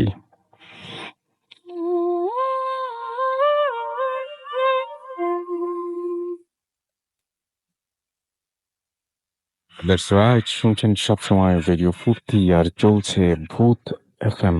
এবং আপনারা সবাই জানেন যে ভূত এফএম এখন আরো অন্যরকম গ্রামীণ ফোন। এবং আজকে দারুণ দারুণ সব ঘটনা শুনছি। এই মুহূর্তে আমার সাথে যিনি বসে আছেন তিনি একজন ভিকটিম এবং তিনি ব্ল্যাক ম্যাজিকের শিকার এবং তিনি খুব অসহনীয় একটা জীবন কাটাচ্ছেন। আমরা তার সাথে কথা বলবো। আপনার নামটা একটু প্লিজ বলবেন এবং আপনি জানাবেন আমাদের আপনি কোথা থেকে এসেছেন। আসসালামু আলাইকুম। জি, আপনি বলেন। আসসালামু আলাইকুম, আমি ডেমরা থেকে এসেছি, ডেমরা নারায়ণগঞ্জ। আমি ফার্স্ট ধন্যবাদ দিতে চাই আমার ফ্রেন্ড আপন, শাহরিয়ার আপন। আমরা একটু ঘটনায় যাই আচ্ছা, প্লিজ। ঠিক আছে। এই ঘটনাটা ঘটে আমার এসএসসি এক্সামের টেস্ট পরীক্ষার আগে।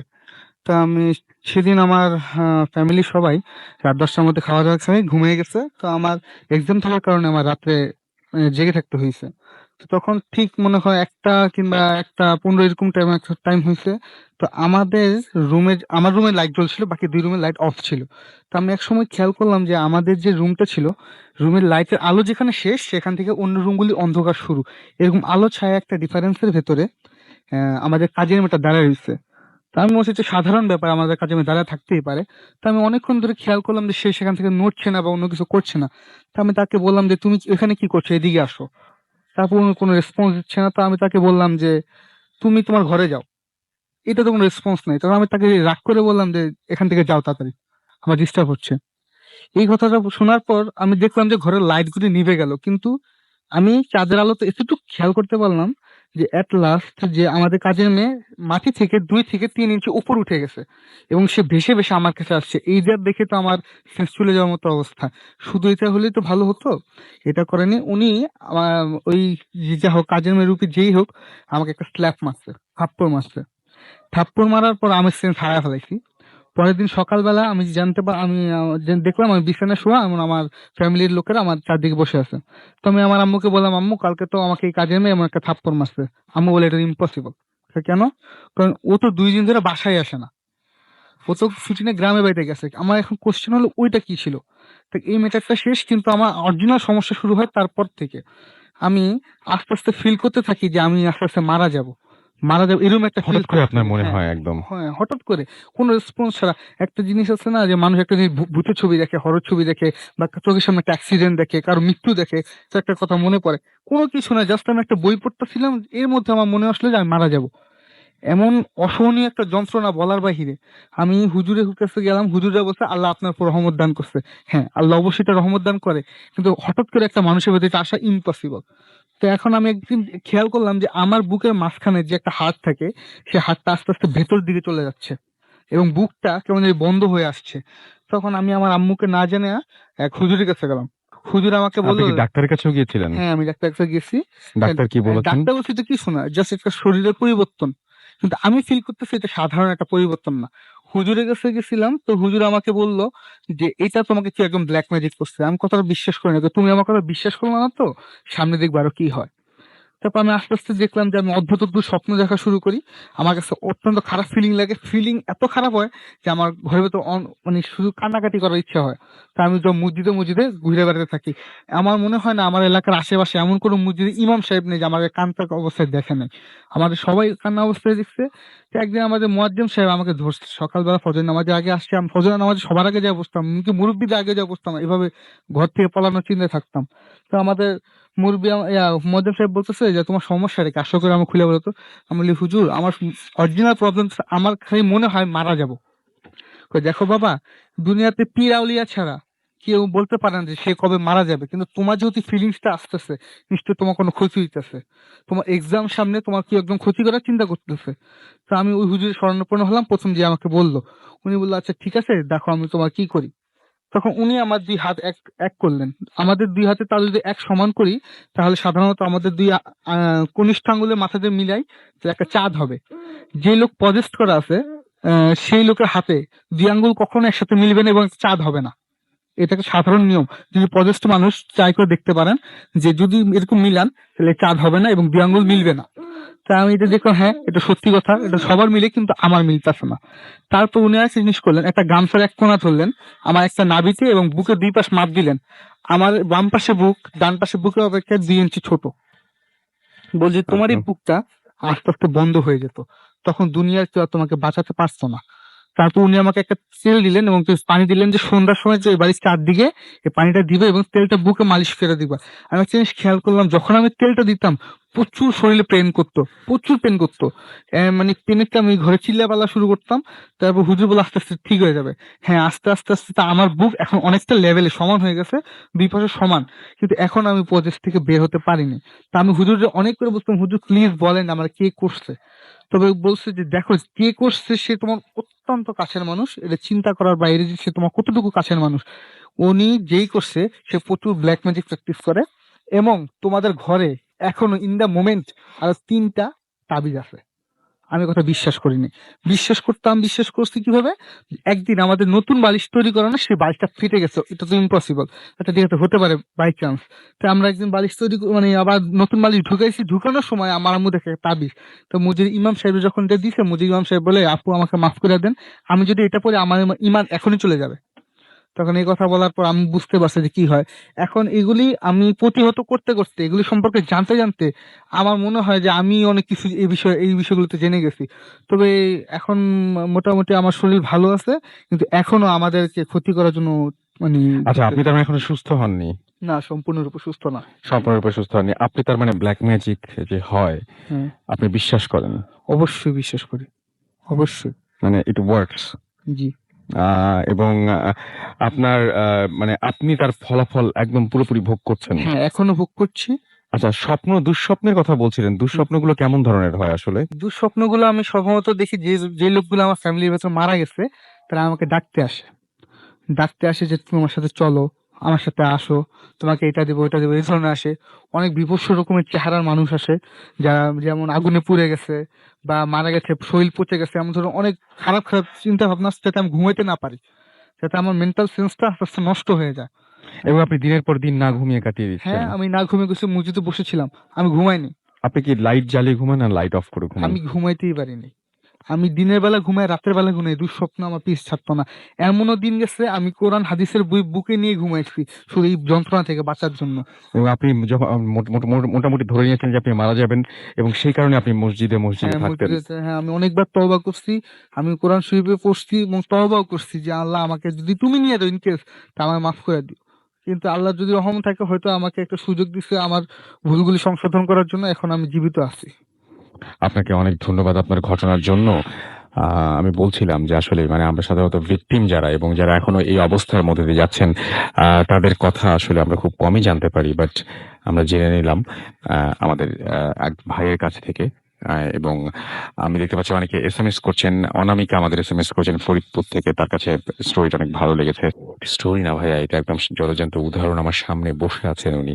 আমাদেরকে রায়হান SMS করেছেন সানাপাড় থেকে, নারায়ণগঞ্জ থেকে। এবং তিনি বলছেন যে ব্ল্যাক ম্যাজিক বাংলাতে কি বলে প্লিজ বলবেন। হ্যাঁ, কালো জাদু বলে, মানে যতদূর আমি জানি। আদনান সাকিব আমাদের SMS করেছেন ঢাকা শ্যামলী থেকে। রাসেল ভাই, বন্ধুরা মিলে ফুত FM শুনছি। আচ্ছা, আপনাদের আরেকটা কথা জানিয়ে দিই, অনেকে আমাদেরকে ফোন নাম্বার দেন, মাঝে মাঝে একটু ডাবল চেক করবেন। যেমন একটা ঘটনা আমার অসম্ভব ভালো লেগেছে, আমি ডাকতেও চাচ্ছিলাম, কিন্তু বাট প্রবলেমটা হচ্ছে যে তার যে মোবাইল নাম্বারটি দেওয়া রয়েছে সেই মোবাইল নাম্বারটি তিনি গুলশান থেকেই আমাদেরকে ইমেলটা করেছিলেন, একটা নাম্বার থেকে, এবং সেই নাম্বারটাতে একটা ডিজিট কম আছে। তো আপনারা যখন লিখবেন সেই ডিজিটগুলো একটু আপনারা চেক করে নেবেন, ডাবল চেক করে নেবেন, যাতে কোনো ভালো ঘটনা আমরা আসলে মিস করতে চাই না। আমাদেরকে শরাফ SMS করেছেন নারায়ণগঞ্জ থেকে, এবং তিনি বলছেন, ওহ! আজকে সত্যিই খুব ভয় পাচ্ছি। শুভ আমাদেরকে লিখেছেন রাজশাহী থেকে এবং তিনি লিখেছেন যে, "টুডেজ ভূত এফএম, আজকের ভূত এফএম অনেক জোশ হচ্ছে এবং স্টোরি গুলো অনেক ভালো, ভালো।" সেটা তিনি লিখেছেন। দিনা আমাদের নরসিংদী থেকে এসএমএস করেছেন। এবং ব্ল্যাক ম্যাজিক রিয়েলি হয় তাই তিনি আমাকে জানিয়েছেন। বিথি আমাদের এসএমএস করেছেন ঈশ্বরগঞ্জ থেকে এবং তিনি বলছেন হসপিটালের ঘটনাটা শুনে ভয় লাগছে। আমাদেরকে রায়হান এবং সাইম এসএমএস করেছেন। লাইট অফ করে তারা ভূত এফএম শুনছেন। আমাদেরকে বাড়ি সুমন ঈশ্বরগঞ্জ থেকে এসএমএস করেছেন। আমাদেরকে এছাড়াও নাজ ধানমন্ডি থেকে এসএমএস করেছেন। লিখেছেন ভূত এফএম জোস হচ্ছে। মিলাদ আমাদের এসএমএস করেছেন সিলেট থেকে এবং তিনি বলছেন ভয়ে কাঁপছি নাকি ঠান্ডায় কাঁপছি বুঝতেছি না। আমাদেরকে ফিরোজ ওয়াবদা খুলনা থেকে লিখে এসএমএস করেছেন। এসএমএস করেছেন আমাদেরকে দেখতে পাচ্ছি পিয়াল এসএমএস করেছেন আমাদেরকে আতিক প্রিয়াম মোহাম্মদপুর থেকে আমাদের এসএমএস করেছেন। শুভ আমাদের এসএমএস করেছেন আমাদেরকে দেখতে পাচ্ছি। এছাড়াও আরো অনেকেই আপনি যদি এসএমএস করতে চান তাহলে চলে যান মোবাইলের মেসেজ অপশনে সেখানে গিয়ে টাইপ করুন ফুর্তি FORTI ফুর্তি স্পেস দিয়ে লিখুন আপনার নাম স্পেস দিয়ে আপনার মেসেজ পাঠিয়ে দিন 9840 নাম্বারে। আমাদের ইমেল করতে চাইলে আমাদের ইমেল অ্যাড্রেস হচ্ছে bhutafm@radiofurti.fm which is BHWTFM@radioforti.fm। আমাদের ফেসবুক অ্যাড্রেস হচ্ছে www.facebook.com/radio.furti www.facebook.com/bhutafm.russell। আমরা চলে যাব আমাদের পরবর্তী অতিথির কাছে এবং তার কাছ থেকে একটা ঘটনা শুনে আসবো। তবে তার আগে একটা ব্রেক নিতে হবে। একটা ব্রেক নিয়ে নিলে ভালো হয়। তাহলে একবারে শেষ করে ফেলতে পারবো আমরা। সো একটা ব্রেক নিচ্ছি। কোথাও যাবেন না, আমাদের সাথে থাকুন। স্টে টিউনড রেডিও ফুর্তি অ্যান্ড ডোন্ট স্টপ দ্য ফুর্তি। FM, the night comes alive with Graminphone.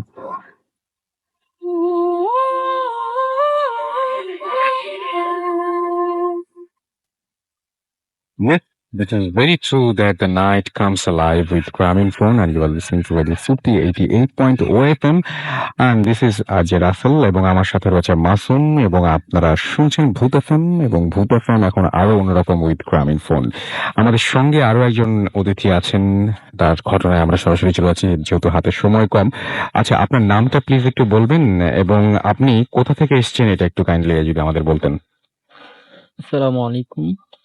জি, আমি নারায়ণগঞ্জ ফতুল্লা থেকে আসছি। আমার নাম মোহাম্মদ সুলতান মাহমুদ রাসেল। আমরা ঘটনায় চলে যাই। তো আমি এখন যে ঘটনাটি আপনাদের সাথে শেয়ার করব সেটা 2010 সালে ঘটে যাওয়া একটি ঘটনা। তো আমরা কয়েকজন ফ্রেন্ড মিলে 40 দিনের চিল্লায় যাই। মানে এটা তাবলিগ জামাত বলে। তো আমার সাথে ফ্রেন্ড ছিল আলামিন, হাসিব, মাকসুদ। তো আমরা আমাদের জায়গাটা পড়ে হচ্ছে আপনার কিশোরগঞ্জ এলাকার বাজিতপুর থানা। তো এখানে যেতে যেতে সময় লাগে আমাদের প্রায় রাত 8টা বেজে যায়। তো ওইখানে যাওয়ার পর নিয়ম ছিল যে 3 দিন পর পর একটা মসজিদ চেঞ্জ করা। তো সাধারণভাবে দিনগুলো কাটতে শুরু করলো আমাদের। যখন 28 থেকে 30 দিন অতিবাহিত হলো তখন একটা মসজিদে আমরা যাই। মসজিদটা প্রায় গ্রাম অঞ্চলে যেরকম মসজিদ থাকে আর কি, অনেক দূর দূর। তো মসজিদ থেকে বাজারটা প্রায় 10-15 মিনিট লাগতো বাজারে যেতে। তো ওইখানে একটা ছেলের সাথে আমাদের পরিচয় হয়। ছেলেটার নাম মোহাম্মদ শহীদুল্লাহ। ছেলেটা প্রত্যেক নামাজের সময় এসে নামাজ পড়তো জামাতের সহিত, 5 ওয়াক্ত নামাজ পড়তো। তো তখন ওর সাথে আমাদের পরিচয় হয়, খুব ক্লোজ ফ্রেন্ড হিসেবে আমরা তাকে গ্রহণ করি। ভালোই কাটতেছিল দিনগুলা। তো আমরা যখন ওইখান থেকে আমাদের 40 দিন পার হয়ে যাবে, প্রায় 38 দিন অতিবাহিত হলো, তখন হঠাৎ দেখলাম ওই ছেলেটা আর আসতেছে না মসজিদে। তো তখন মনে মনে ভাবলাম যে এতদিন একসাথে চলাফেরা করছি। আর আরেকটা কথা বলে রাখি, যখন ওর সাথে আমরা নামাজ পড়তাম, নামাজের পর আমরা ঘুরতে বের হতাম ওর সাথে। তো ঘোরার পর একটা সময় দেখা যেত বাজারে যখন খুব কাছাকাছি চলে আসতাম তো তখন ও বলতো যে ঠিক আছে তোমরা চলে যাও, আমি আমার বাসায় চলে যাই। তো আমরা তখন জিজ্ঞেস করলাম তোমার বাসা কোথায়? তো তখন ও হাতে ইশারা দিয়ে বলতো যে ওই বাজারে ওইখানে। তো তো আমরা অনেক সময় বলতাম চলো আমরা একসাথে চা নাস্তা খাই। তো তখন ও না করলো যে না আমি খাবো না, তোমরা মসজিদে চলে যাও, আমি বাসায় চলে যাই। তো তখন ও যখন অনেকদিন যাবৎ একসাথে নামাজ পড়তাম, তো হঠাৎ করে দেখি যে ও আসছে না। হঠাৎ করে দেখলাম যে 38 দিন অতিবাহিত হওয়ার পর দেখলাম ও আর আসছে না মসজিদে নামাজ পড়তে। তো মনের মধ্যে একটা জাগলো যে ওর সাথে এতদিন ছিলাম, চলতাম, একটু খোঁজ খবর নিয়ে দেখি। তো ওই বাজারে যে ওর নামটা বললাম যে শহীদুল্লাহ নামের একটা ছেলে এই মসজিদে নামাজ পড়তে আসতো, তো এখন ইদানিং দেখতেছি না ওকে। তো লোকেরা অবাক হয়ে গেল, লোকজন জড়ো হয়ে গেল এখানে। তো একটা বাসায় নিয়ে গেল আমাকে। বাসায় নিয়ে যাওয়ার পর একটা ফটো দেখানো হলো আমাকে যে এই ছেলে। আমি তো দেখে হ্যাঁ বললাম যে হ্যাঁ ওই তো আমাদের সাথে একসাথে নামাজ পড়তাম আমরা, এই ছেলে। তো ওর আব্বু আম্মু আমাকে দেখে জড়িয়ে ধরলে কেঁদে দিল। ও কি বলো বাবা, এটা কি সত্যি? আমি বললাম, হ্যাঁ আমার সাথে আরো ফ্রেন্ড আছে, ওদের কাছেও জিজ্ঞেস করে নিতে পারেন। তো আমরা যারা ছিলাম ফ্রেন্ড ওরাও বললো হ্যাঁ আমরা তো একসাথে হাঁটছি, ঘুরছি। তো তখন ওর আম্মু আব্বু বললো যে আসলে সত্যি কথা বলতে বাবা, ও এই বাজারে প্রায় আরো 2-1 মাস আগে রোড অ্যাক্সিডেন্টে মারা গেছে। তো এই কথা বলার পর তো আমরা অবাক হয়ে যাই। তো ওইখান থেকে ওই কিশোরগঞ্জ থেকে আমাদের 40 দিন অতিবাহিত হওয়ার পর আমরা ঢাকায় চলে আসি, নারায়ণগঞ্জে চলে আসি। নারায়ণগঞ্জ চলে আসার পর আমি যখন ঘুমাইতাম তখনই ওই ছেলের সাথে আমার কি হয়েছে না হয়েছে, কি কথা হয়েছে না হয়েছে সবগুলো আমার চোখে ভাসতো। আর আমি ঘুমাইতে পারতাম না, ঘুমাইলেই ও কথাগুলো আমার চোখে ভাসতো, ওকে স্বপ্ন দেখতাম। তো আমি যখন ঘুমাইতে পারতাম না তখন আব্বুর সাথে আমি কথাটা শেয়ার করি। তো আমার আব্বু আমার এক ভাইয়ার কাছে নিয়ে যায়, ভাই হুজুর। তো উনি আমাকে একটা তাবিজ দেয়, তাবিজ দেওয়ার পর আমি এখন মানে ঠিক মতোই ঘুমাইতে পারি। সো আসলে এটাই ছিল আমার Okay, ঘটনা। অনেক ধন্যবাদ আপনাকে। আচ্ছা, ছেলেটার নামটা কি আপনি যেটা বলেছিলেন সেটাই ছিল? জি জি, শহীদুল্লাহ। শহীদুল্লাহ ছিল। জি জি। প্রথম কথা হচ্ছে যে শহীদুল্লাহ যে যে নামাজ পড়তে আসতো